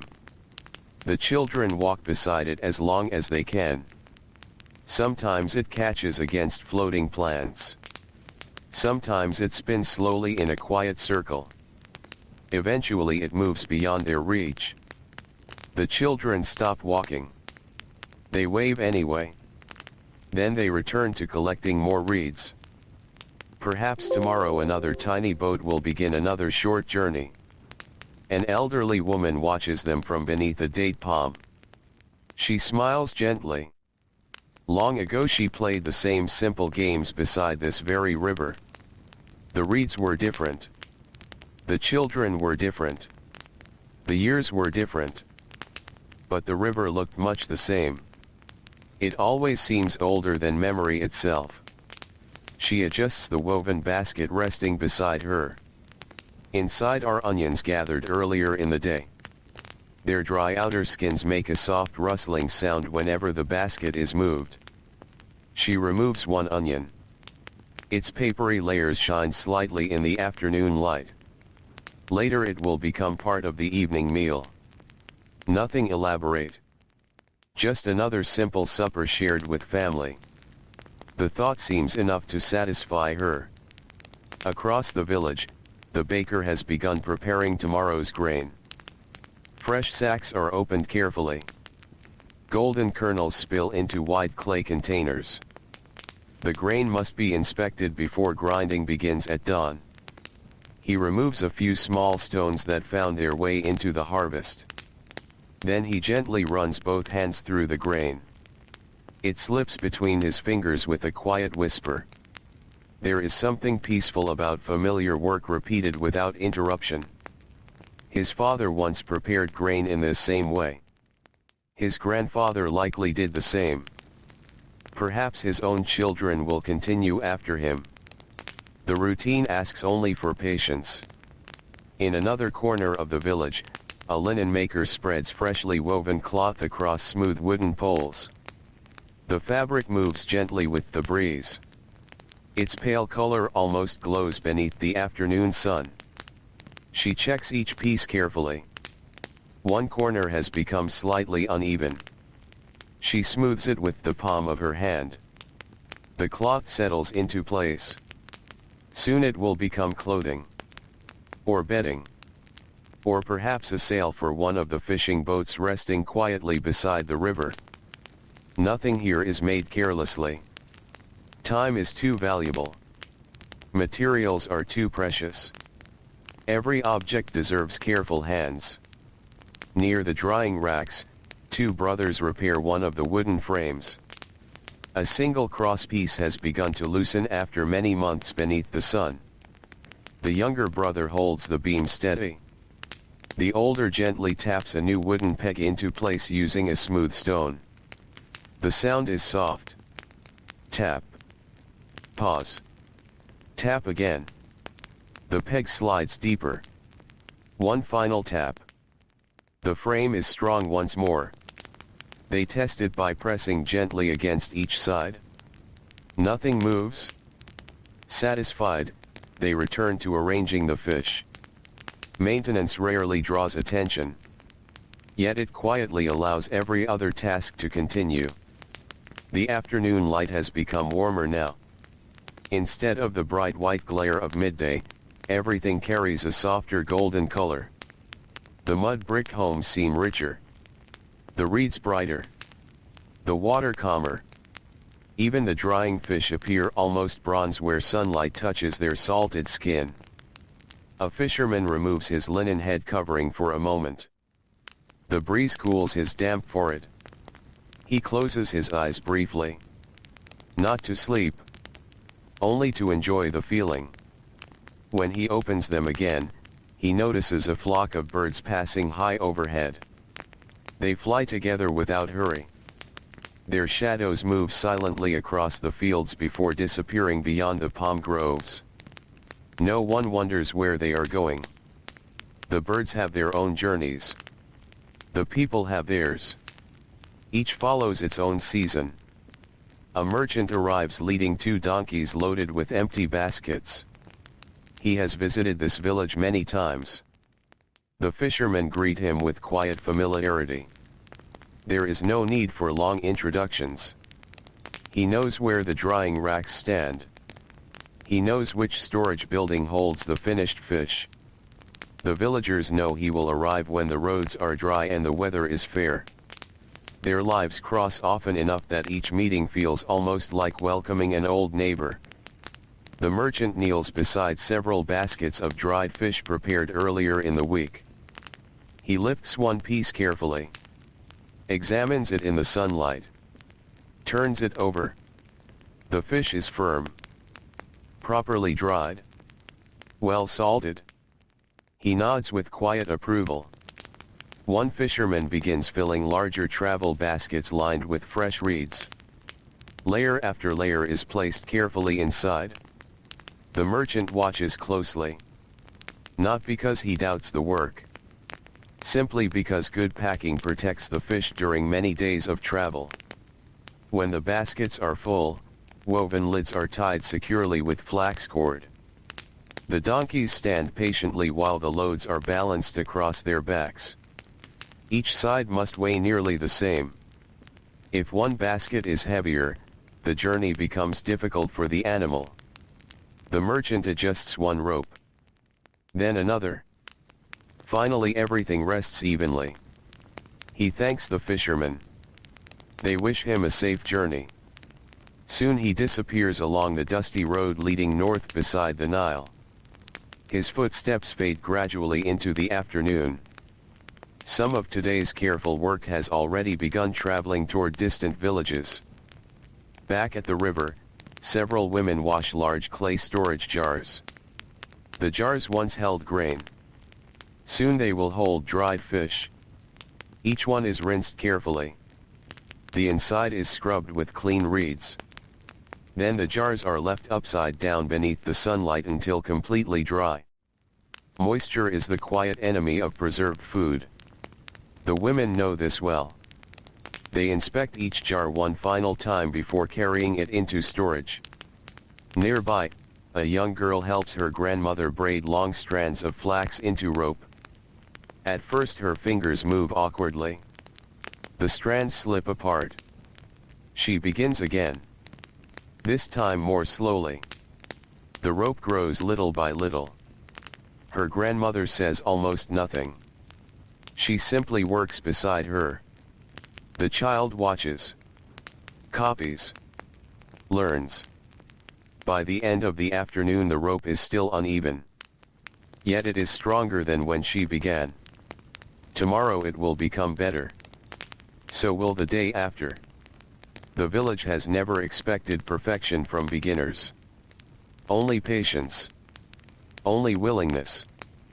Only steady practice. The Nile itself teaches the same lesson. No single wave shapes the riverbank. Countless gentle waves do. As the sun begins its slow journey toward the western desert, the shadows grow longer across the drying grounds. The heat softens. The breeze freshens. Workers straighten tired backs and stretch sore shoulders. They know evening is still some time away, but they can already feel its promise carried quietly upon the air. The fish continue drying beneath the golden light. The river continues flowing without pause. Children continue laughing beside the reeds. The ovens wait for evening fires. The boats rest gently against the muddy shore until tomorrow's dawn. And above this peaceful village, the endless Egyptian sky watches another ordinary afternoon unfold with calm certainty, knowing that every quiet task, every careful hand, and every gentle breath of wind is helping to sustain a way of life that has moved in harmony with the Nile for generations beyond counting. The afternoon slowly begins to lean toward evening, though the sun still hangs well above the western horizon. Its light has changed again. The brightness is no longer sharp enough to make everyone squint toward the river. Instead, it settles softly across the valley, wrapping the fields, the boats, and the mud brick homes in warm shades of honey and pale ember. The Nile reflects these colors with quiet grace, carrying long ribbons of golden light across its gentle surface. The drying racks stand almost exactly as they did an hour before. Yet everything upon them has changed a little. Each fish has continued its slow journey beneath the patient warmth of the sun. Moisture has quietly slipped away into the moving air. The salt has worked steadily without rest. Nothing dramatic has happened, and yet the transformation has never stopped. One fisherman walks between the rows with his hands folded behind his back. Today he carries no basket, no knife, no bundle of reeds. Only his eyes. He studies every rack with the same calm attention that a gardener gives to growing plants. One fish needs turning. Another has already dried enough to move into storage. A third has slipped slightly after the breeze shifted during the afternoon. He gently straightens it. Then he continues walking. Small corrections made at the right time often save much work later. Near the edge of the drying grounds, an elderly woman shakes a woven mat. Tiny grains of salt sparkle briefly as they fall onto the packed earth below. She smiles quietly. Tomorrow the mat will be used again. Like nearly everything in the village, it has served faithfully for many seasons. Its edges have become soft from countless days beneath the sun. One corner carries a careful repair where the reeds once separated. The repair is almost invisible now. Time has blended it naturally into the mat itself. Nearby, two sisters spread fresh reeds across an empty drying frame. The reeds were gathered before sunrise while they were still cool with morning dew. Now they have begun drying themselves. Their green color has softened. They release a gentle grassy scent whenever they are handled. The younger sister pauses. She brushes a loose strand of hair away from her face. The older sister smiles without speaking and helps tuck it beneath her linen head covering. Then both return to their work. The gesture lasts only a moment. Yet kindness often lives in such small moments. Across the village, the sound of weaving continues beneath a shaded courtyard. A loom stands against one wall. Its wooden frame has become smooth from years of careful hands. Threads stretch tightly from top to bottom. A woman guides the shuttle through them with slow confidence. Back and forth. Back and forth. Each pass adds another thin line to the growing cloth. The rhythm never feels hurried. The soft tapping of wood against thread blends naturally with the quiet afternoon. A little girl sits nearby holding a basket of spun flax. Every so often she offers another bundle to her mother. She watches the weaving closely. The pattern seems almost magical. Separate threads become one piece of cloth. Many small actions become something useful. The child does not yet understand every step. She does not need to. For now it is enough simply to watch. Outside the courtyard, a pair of goats wander slowly between the houses. They stop beside a patch of shade. One lowers its head to nibble dry leaves gathered beneath a palm. The other simply stands quietly. Its ears flick now and then as insects drift past. A boy carrying a small bundle of reeds walks around them without disturbing either animal. The goats barely look up. Life in the village has settled into familiar patterns. People know where the animals rest. The animals know where people walk. Everyone quietly makes room for everyone else. The Nile continues its endless journey. A fishing boat glides slowly along the opposite bank. The fisherman aboard is not searching for a large catch this late in the day. Instead, he checks several woven fish traps that were placed among the reeds before sunrise. He lifts the first trap. Only a few fish wait inside. He smiles anyway. Enough is enough. He empties them gently into a basket. Then lowers the trap once more.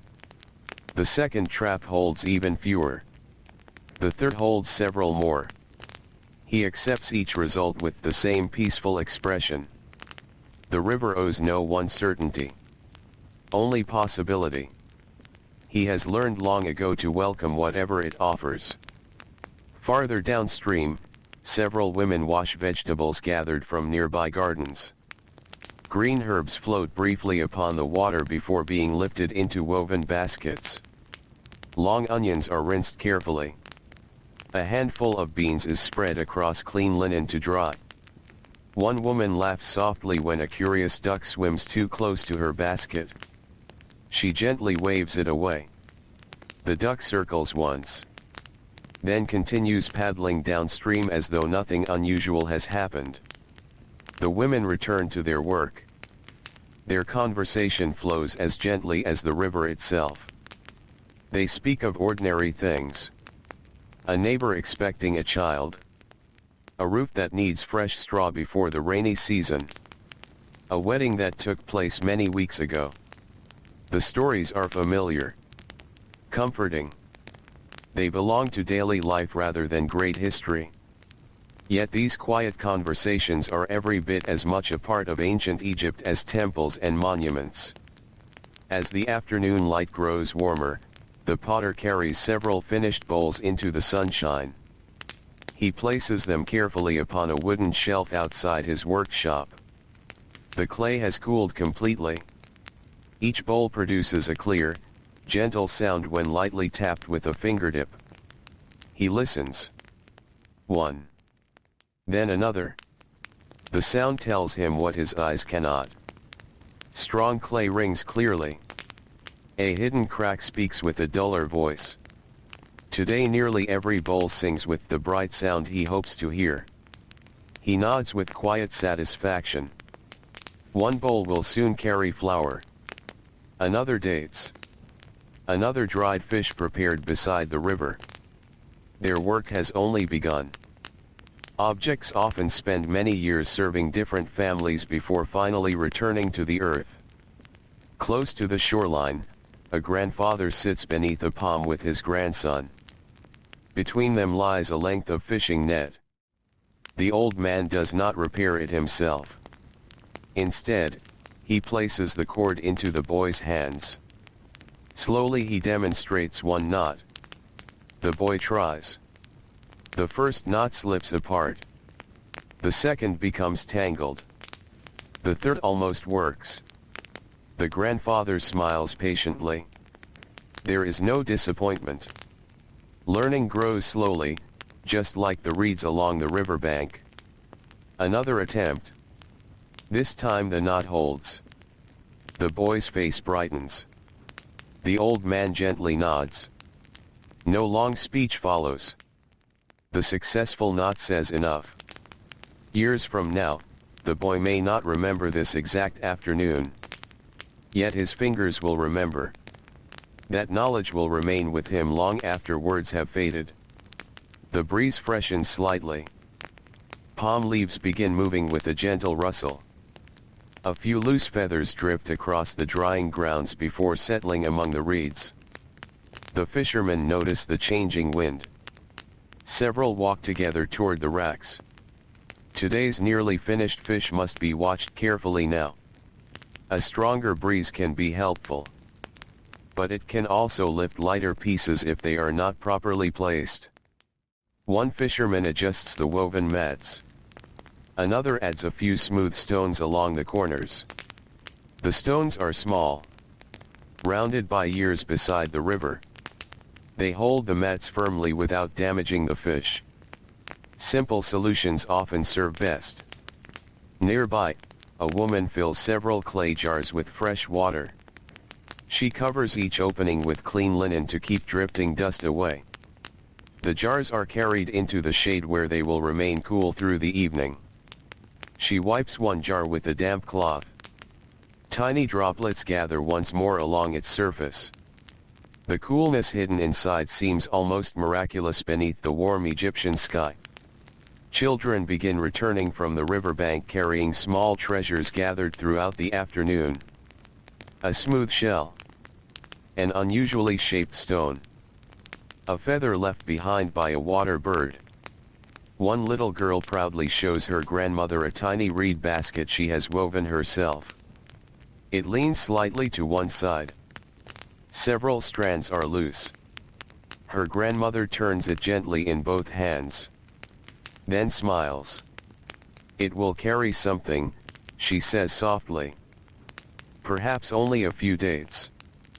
Perhaps onions. Perhaps nothing more than another child's treasures. That is enough." The girl beams with quiet pride. As the hours continue slipping gently toward evening, the light becomes richer still. Long shadows stretch across the dusty paths. The drying fish glow softly beneath the lowering sun. The scent of warm salt, river reeds, and sun-dried wood drifts peacefully through the village. The fishermen know that before long they will gather the day's work into woven baskets. The bakers will prepare evening fires. Families will share another simple meal. Oil lamps will slowly appear behind open doorways. The stars will return above the desert. But for now, the afternoon still lingers. It holds the village in a calm embrace, allowing every ordinary task to unfold without hurry, while the timeless Nile continues flowing beside them, carrying sunlight, reflections, quiet memories, and the gentle rhythm of another peaceful day into the distance. The sun begins its slow descent toward the western desert, and the entire valley seems to breathe a little more easily. The heat has not vanished, but it has softened. The air no longer presses so heavily upon shoulders and backs. A breeze slips quietly across the Nile, gathering coolness from the broad water before wandering through the village streets. It brushes against linen clothing, stirs loose strands of hair, and gently lifts the corners of woven mats spread beneath the drying fish. Many of the workers notice the change without saying anything. Their movements become just a little lighter. The afternoon has been long, but the promise of evening has already begun to settle over the land. A fisherman walks toward the river carrying an empty clay cup. The path beneath his sandals is familiar. Small stones press gently against the soles of his feet. Dust rises with every step, hanging for a moment in the warm light before settling once more upon the ground. He kneels at the edge of the Nile. The water reflects both the blue sky above and the golden light of the lowering sun. He lowers the cup beneath the surface. The river flows quietly around his hand. When the cup is full, he drinks slowly. The water is cool enough to feel refreshing. He closes his eyes for a brief moment. There is no hurry to stand again. The river has always offered these small moments of rest. Nearby, another fisherman rinses his hands. Tiny grains of salt disappear into the current. The water carries them away without a trace. Everything that enters the Nile becomes part of its endless journey. It never clings to yesterday. It simply continues onward. Back at the drying racks, the day's work has reached another gentle stage. Some fish have become perfectly firm. Their surfaces are dry to the touch. Their shape has settled after long hours beneath the Egyptian sun. An older woman lifts one carefully. She bends it slightly. Just enough. Then she smiles. It is ready. She places it into a wide reed basket lined with clean straw. Another follows. Then another. The basket slowly fills. Each fish is laid in neat rows. Not stacked carelessly. Each one deserves enough space to remain dry until it reaches the storage room. A young boy watches carefully. His grandmother notices his curious eyes. Without speaking, she hands him the next fish. He accepts it with both hands. It feels lighter than he expected. He lays it gently beside the others. His grandmother nods with quiet approval. The boy smiles. He has become part of the work. Even in a small way, it feels important. The breeze grows a little stronger. It carries the scent of warm reeds drying beside the shore. There is also the sweet smell of ripe dates from a nearby palm. Someone has begun roasting onions over glowing charcoal. The rich aroma drifts through the village. Soon another cooking fire joins it. Then another. Even before the evening meal begins, the village starts to smell of supper. Near one home, a mother sits upon a low stool shelling beans into a shallow clay bowl. The dry pods crack softly beneath her fingers. One by one, the beans tumble into the bowl with quiet little taps. Her youngest daughter sits beside her. She collects the empty pods into a basket. Sometimes she forgets and begins arranging them into tiny patterns on the ground. Her mother notices. She smiles. There is still enough time before supper. The patterns can stay for now. Across the lane, an elderly man slowly repairs a pair of leather sandals. The straps have worn thin after many months of walking dusty roads.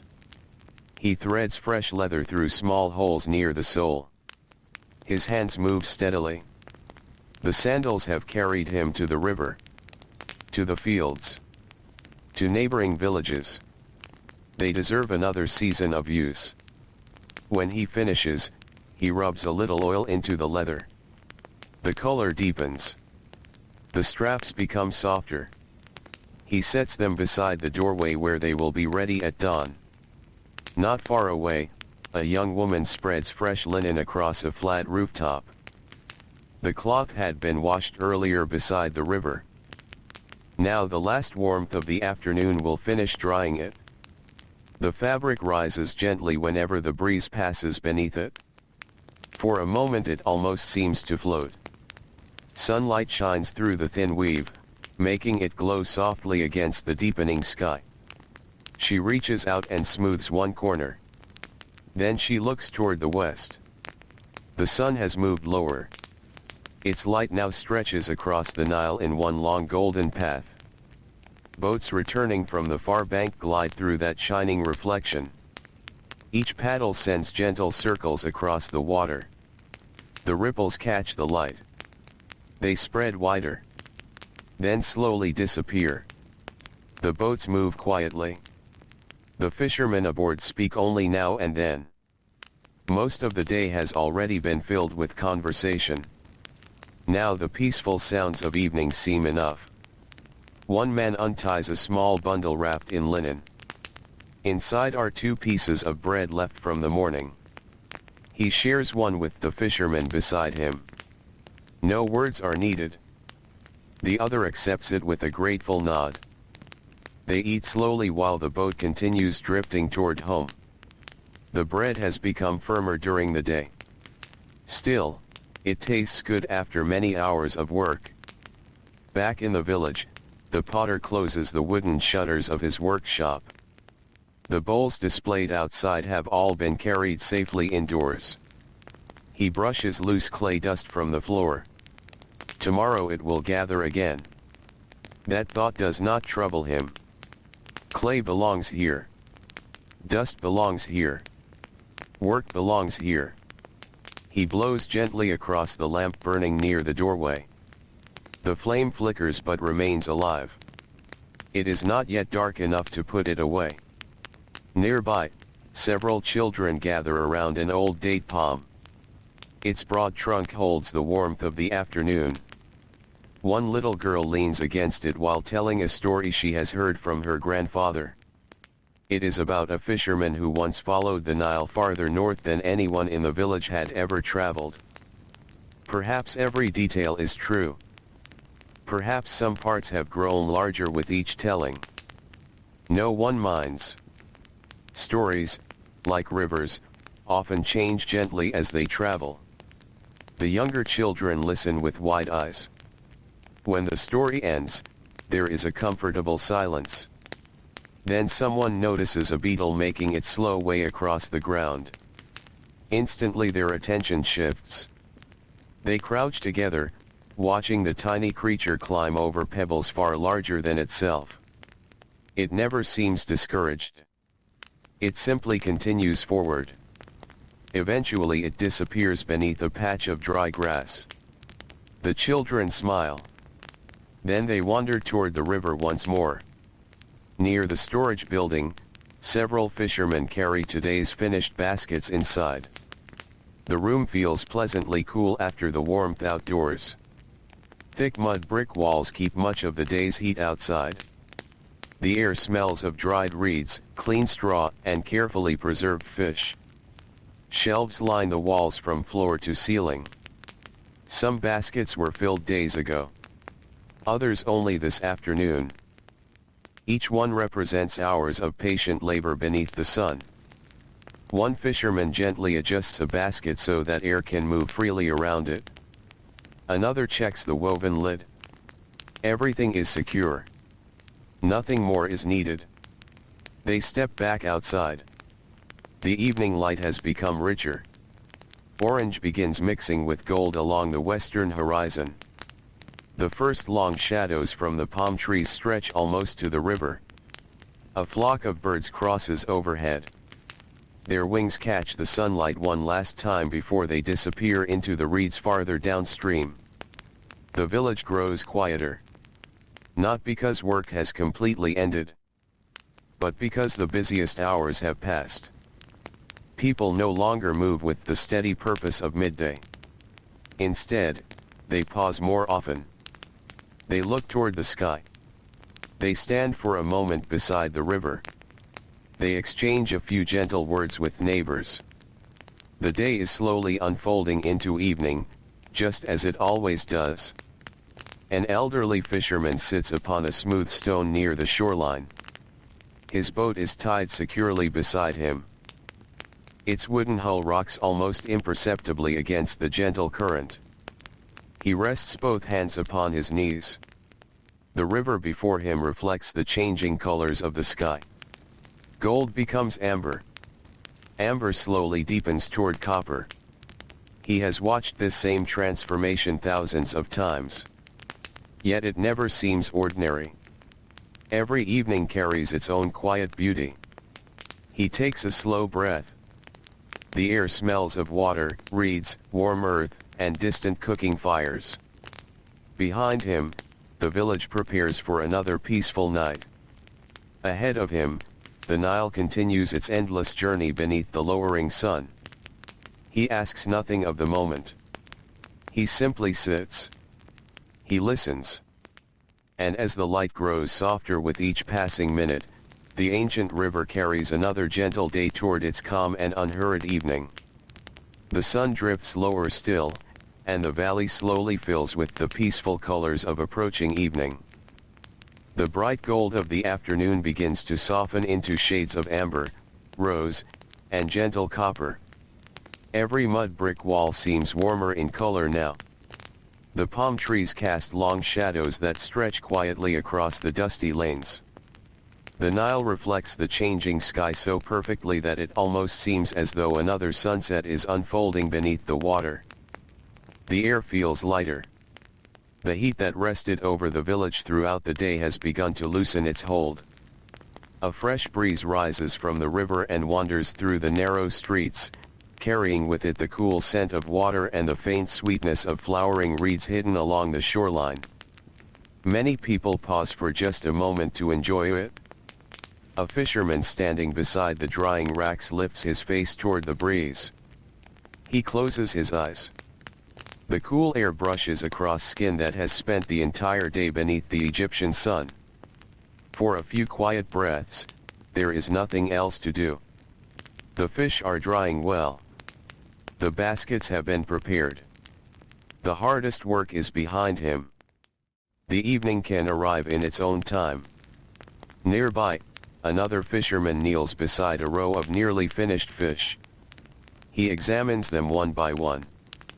Each piece has its own story. Some were caught just after sunrise near the deep water beyond the reeds. Others came from woven traps left among quiet channels where the current barely moves. Now they all rest together beneath the same evening sky. He gently lifts the first fish. Its surface feels dry. The salt has settled deep into the flesh. He turns it once more, not because it needs turning, but because careful habits remain even when the work is nearly complete.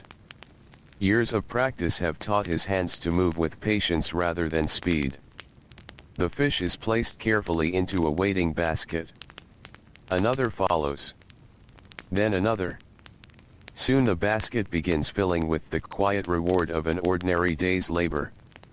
Across the drying grounds, several women fold the woven mats that are no longer needed. The reeds creak softly as they are rolled together. Fine grains of sand fall away. One woman brushes the mat with the flat of her hand before tying it neatly with flax cord. Tomorrow morning it will be opened again. The routine has become as familiar as sunrise. There is comfort in knowing what tomorrow will ask. Not far away, a young boy carefully gathers smooth stones that had been holding the corners of the mats in place. He places each one into a small basket. He counts them silently in his mind. Not because anyone told him to. Simply because he enjoys knowing they are all there. One stone is missing. He searches quietly among the reeds. Soon he finds it half hidden beneath a patch of dry grass. He smiles to himself.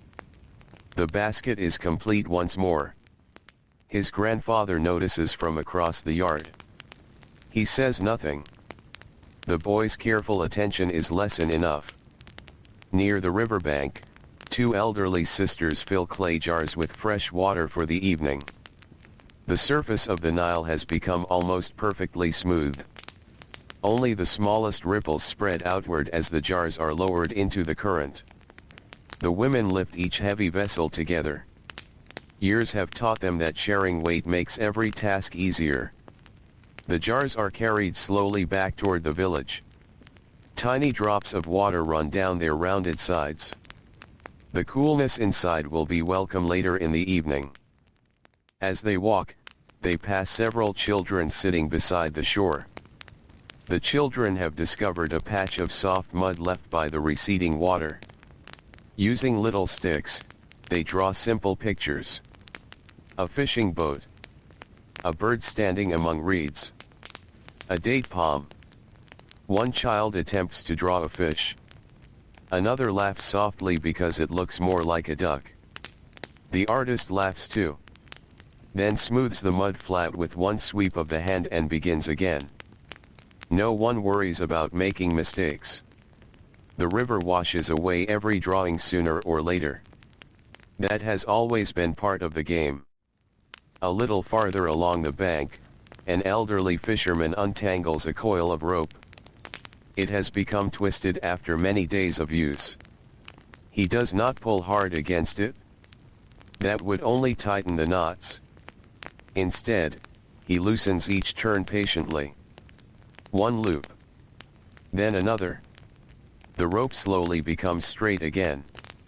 The task takes longer this way. But the rope remains strong. Many things beside the Nile reward gentle hands. The fishermen know this well. Nearby, several boats have already been pulled farther onto the shore. The evening breeze has shifted slightly, and the owners prefer to leave their boats where the night water cannot reach them. Each boat slides slowly across damp sand. Wood creaks softly. Ropes tighten. The bows settle securely above the water line. One young fisherman pauses after securing his boat. He runs his hand along the side of the hull. The wood feels smooth from years of touching water. Here and there small repairs can still be seen. A darker board replaced after storm damage. A fresh peg fitted only last season. Tiny marks left by countless journeys. The boat has become almost like another member of the family. Dependable. Familiar. Quiet. Across the village, cooking fires burn a little brighter. The smell of supper spreads gently through the warm evening air. Fresh bread is warmed once more over the coals. A clay pot filled with lentils bubbles slowly. Someone stirs onions together with garlic and herbs. The rich smell drifts into nearby streets. Another home prepares beans with a little oil. Elsewhere, strips of dried fish are softened over gentle heat before being added to a simple stew. Nothing is extravagant. Everything is nourishing. Every meal reflects the work of many patient hands. The baker steps outside carrying a basket of bread. Several neighbors pass by on their way home. He offers a loaf to an elderly widow who lives alone. She thanks him warmly. Tomorrow she may share vegetables from her small garden. No one keeps careful count of such kindness. It simply moves quietly through the village, much like the river itself. A pair of donkeys return from the fields carrying empty baskets. The day's harvest has already been unloaded. Now the animals walk more lightly. Dust clings to their legs. Their ears move lazily whenever flies drift too close. One stops beside a trough filled with fresh water. It drinks slowly. The farmer waits patiently. There is no need to hurry home. The evening belongs to everyone. Near the workshops, the basket maker finishes one final basket before sunset. He trims a loose strand with his small bronze knife. Then he presses gently around the rim. The shape feels right. He places it beside the doorway. Tomorrow it may carry grain. Or onions. Or fish drying beside the Nile. For now it simply rests. Finished work deserves quiet rest as much as tired hands do. Children begin returning home one by one. Their laughter grows softer. Some carry little treasures found during the day. A smooth shell. A feather. A curious stone polished by the river. One little girl has gathered bright wildflowers growing near an irrigation channel. She places them carefully inside a small clay cup filled with water. The flowers will not last long. She knows that. Still, they make the evening feel beautiful. Her grandmother smiles when she sees them. Simple beauty asks for nothing more than a moment of appreciation. As the sun approaches the horizon, birds begin returning to their familiar resting places. They glide low across the river before disappearing into thick stands of papyrus. The reeds sway gently after each landing. Soon only their quiet evening calls remain. The sky deepens. Amber becomes orange. Orange slowly welcomes shades of crimson near the edge of the desert. The first faint star waits patiently in the eastern sky, though few people notice it just yet. Most eyes remain upon the river. The Nile seems almost made of light. Its surface reflects the western sky so completely that boats appear to float between two sunsets. The fishermen stand quietly for a moment before carrying the last baskets indoors. The day's labor has almost ended. The drying racks, now mostly empty, cast long delicate shadows across the earth. The warm scent of salt lingers in the evening air. Palm leaves whisper overhead. Cooking fires glow softly behind open doorways. And the great river continues its timeless journey, flowing gently through the golden light, carrying with it another peaceful day that has been lived not with haste or grandeur, but with steady hands, patient hearts, and the quiet comfort of ordinary life beside the Nile. The last edge of the sun slowly touches the western horizon, and the valley becomes wrapped in the gentle quiet that belongs only to evening. The light does not disappear all at once. Instead, it lingers upon the tops of the date palms, resting there for a little while before slipping lower. The highest reeds beside the Nile glow softly as though they are holding the final warmth of the day. The broad river changes once again, its bright golden surface deepening into calm shades of copper, then rose, then a quiet blue touched with silver. No one speaks loudly. The day itself seems to invite softer voices. The fishermen carry the final baskets of dried fish toward the storage house. Their footsteps are slower now. Not from sadness. Only from the pleasant tiredness that follows honest work. Their shoulders ache gently after lifting baskets and bending over the drying racks throughout the day. Their hands feel rough with salt. Their faces are warm from hours beneath the sun. Yet there is satisfaction in these small discomforts. They tell the story of another day well spent. Inside the storage house, the air feels cool. The thick mud brick walls have protected the room from the strongest afternoon heat. The scent of dried reeds mixes with clean straw and preserved fish. Rows of baskets line the shelves from floor to ceiling. Some were filled many days ago. Others have only just arrived. Each basket has been placed with care, leaving small spaces between them so the evening air may continue to move gently through the room. An older fisherman adjusts one basket slightly. Only a finger's width. It is enough. Care often lives in very small movements.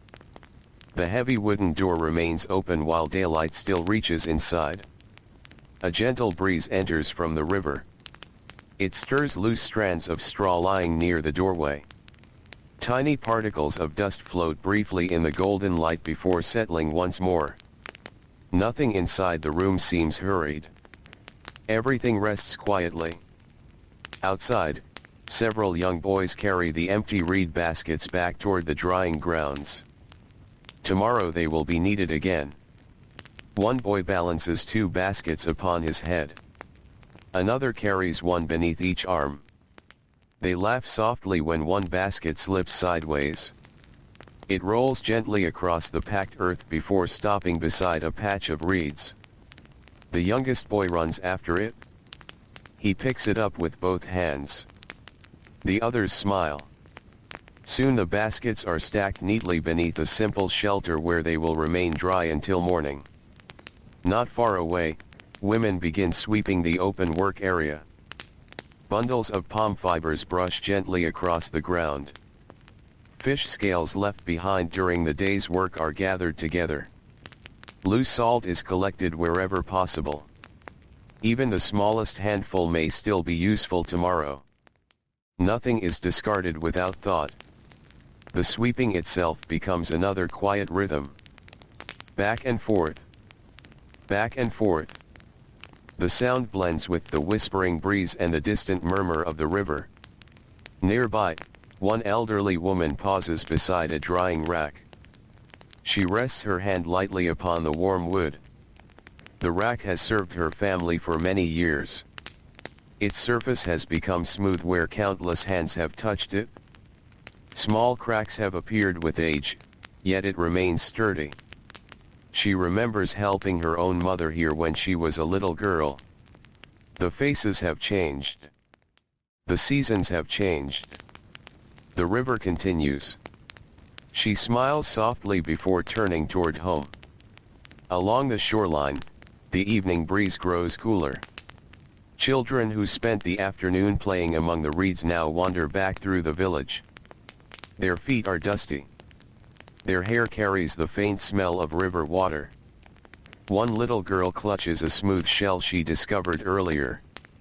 She has shown it to everyone she passed. Each person admired it as though it were a precious treasure.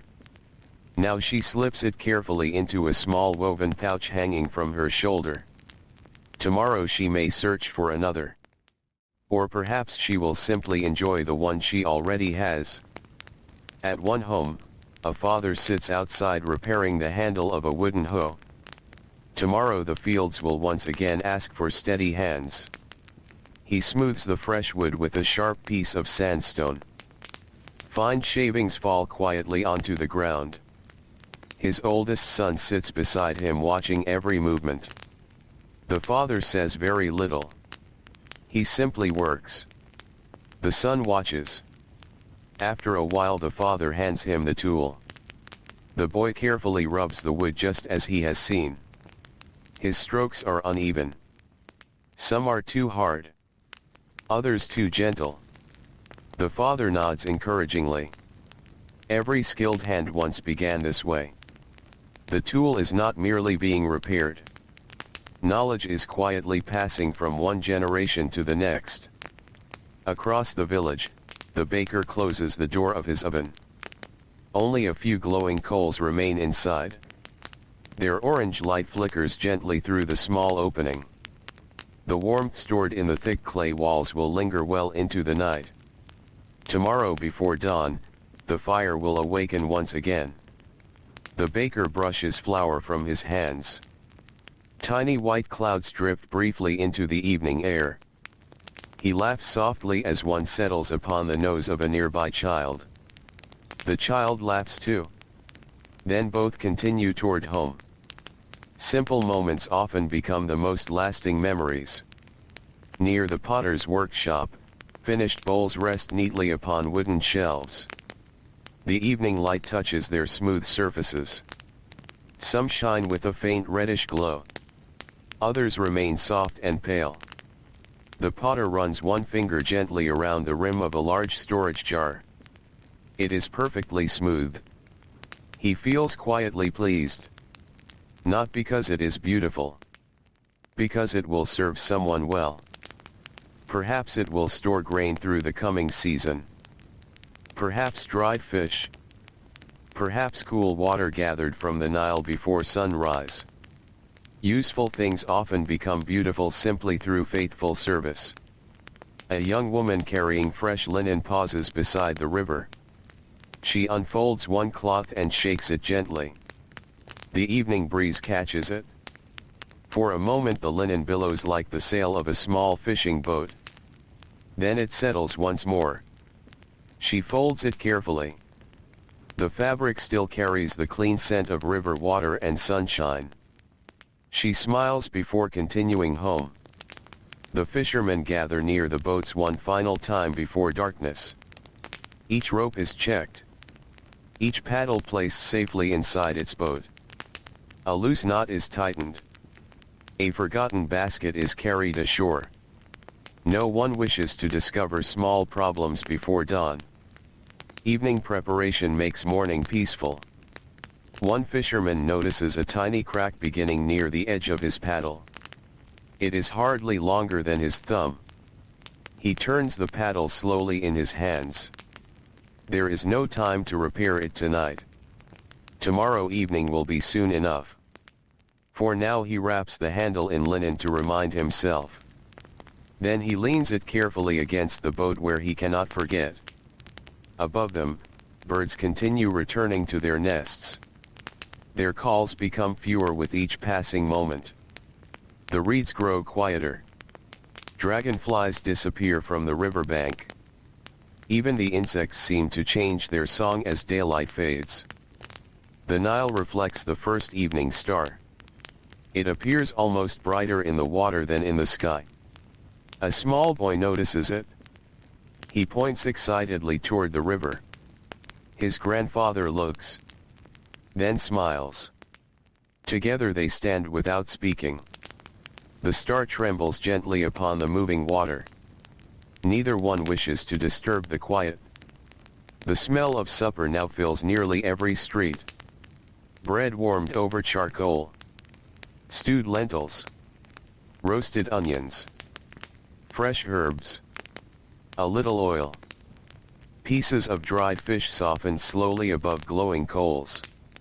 The scents drift together through the cooling air until the entire village seems wrapped in warmth and welcome. Doors remain open. Lamps are being prepared. Families gather. Voices become softer. Someone laughs quietly inside a nearby home. A baby begins to yawn. An old man stretches his tired back after another long day. A grandmother folds away the basket she finished weaving. Everything seems to settle into its proper place. The sky grows deeper. The first stars multiply above the eastern desert. The western horizon still glows faintly, holding the last memory of the departed sun. The Nile carries those fading colors downstream, just as it has done every evening for countless generations. And beside its timeless waters, the village slowly exhales the labor of another ordinary day, allowing peace to settle gently over the drying racks, the fishing boats, the quiet homes, and every patient soul preparing to rest before another dawn arrives beside the ancient river. Night has now settled gently over the Nile. The last colors of sunset have faded from the western sky, leaving behind a wide blanket of deep blue scattered with quiet stars. One by one, the small oil lamps inside the village are lowered until only a few remain glowing behind open doorways. Their soft light rests upon mud brick walls before slipping quietly into darkness. The cooking fires have become beds of warm red embers. Their gentle glow is enough to warm a final cup of water, or to cast a soft circle of light across a woven mat where a family sits together in peaceful silence. The evening meal has ended. Clay bowls have been washed beside the river. Bread baskets have been covered for the morning. The day's tools have been returned to their familiar places. Nothing more is asked of today. The drying racks stand empty beneath the stars. Tomorrow they will once again welcome fresh fish from the river. Tonight they simply rest. The woven reeds cool beneath the night air. A faint scent of salt still lingers around them, quietly mixing with the fragrance of damp earth, river water, and the sweet breath of palm trees moving in the breeze. Down at the shoreline, the fishing boats rock almost too gently to notice. Their ropes stretch and relax with the slow movement of the current. Wood softly touches wood. A quiet creak. A tiny splash. Then silence once more. The Nile never truly sleeps. It continues its patient journey through the darkness just as faithfully as it flowed beneath the morning sun. Moonlight lays a silver path across its surface, broken only by the smallest ripples drifting downstream toward places unseen. Inside the homes, woven mats have been unrolled across cool floors. Linen blankets are folded neatly at their edges. Children who spent the day running beside the reeds now sleep peacefully, their hands still carrying the faint smell of sunshine and river water. Their dreams may wander through fields of grain, along quiet riverbanks, or into little boats drifting gently beneath endless skies. Parents rest nearby, their breathing slow and even after another day of steady work. Hands that tied nets. Hands that kneaded bread. Hands that shaped clay. Hands that wove baskets. Hands that gathered reeds. Hands that carefully laid fish beneath the afternoon sun. Now every one of those hands has become still. The fishermen sleep knowing that the river will greet them again before sunrise. The baker sleeps knowing that fresh grain waits patiently for the morning fire. The potter dreams beside shelves of cooling clay. The farmers rest while the rich soil quietly holds tomorrow's promise beneath the stars. The scribes leave their reed pens beside neatly rolled papyrus, trusting that unfinished lines can wait for another dawn. Nothing needs to be hurried. The ancient world moves with the steady rhythm of the Nile itself. Season follows season. Flood follows flood. Morning follows night. Every ordinary task, repeated with care and patience, quietly becomes part of a life well lived. The great monuments that future generations may one day admire were built by hands like these. But long before the stones were raised, long after they weathered beneath desert winds, it was simple evenings like this that filled the hearts of ordinary people. A shared loaf of bread. A cool drink from the river. The comforting smell of drying reeds. A quiet conversation beneath a date palm. The gentle laughter of children. The peaceful satisfaction of work completed before sunset. These were the moments that truly shaped each day. The stars continue multiplying overhead. They are the same stars that watched countless fishermen paddle quietly into the dawn. The same stars that looked down upon mothers baking bread before sunrise. The same stars reflected in the calm waters of the Nile while villages rested in peaceful silence. Tonight they shine once more, asking nothing except that the world grows quiet. The breeze moves softly through the papyrus. Somewhere far along the river, a night bird offers a single gentle call before settling again into silence. The reeds whisper together. The water answers with its endless, patient flow. Even the desert beyond the fertile valley seems to rest beneath the cool embrace of darkness. There is nowhere else to go. Nothing more to carry. Nothing left to finish. The fish have been dried. The baskets have been filled. The boats have been tied securely to the shore. The lamps have grown dim. The village has become still. And the Nile continues onward, just as it always has, just as it always will, carrying moonlight across its quiet waters through the peaceful heart of ancient Egypt. So let your own thoughts become as gentle as the evening breeze that drifts across the river. Let them move slowly, without effort, like a small wooden boat floating with the current. Leave behind the noise of distant days. Leave behind hurried footsteps. Leave behind unfinished worries. There is only the quiet river now. Only the soft whisper of reeds. Only the calm breathing of a sleeping village. Only the patient stars above. And somewhere in the endless night, the timeless Nile continues its peaceful journey, carrying with it the memory of another ordinary day, until even those memories become as light as the breeze, as quiet as the water, and as restful as sleep itself.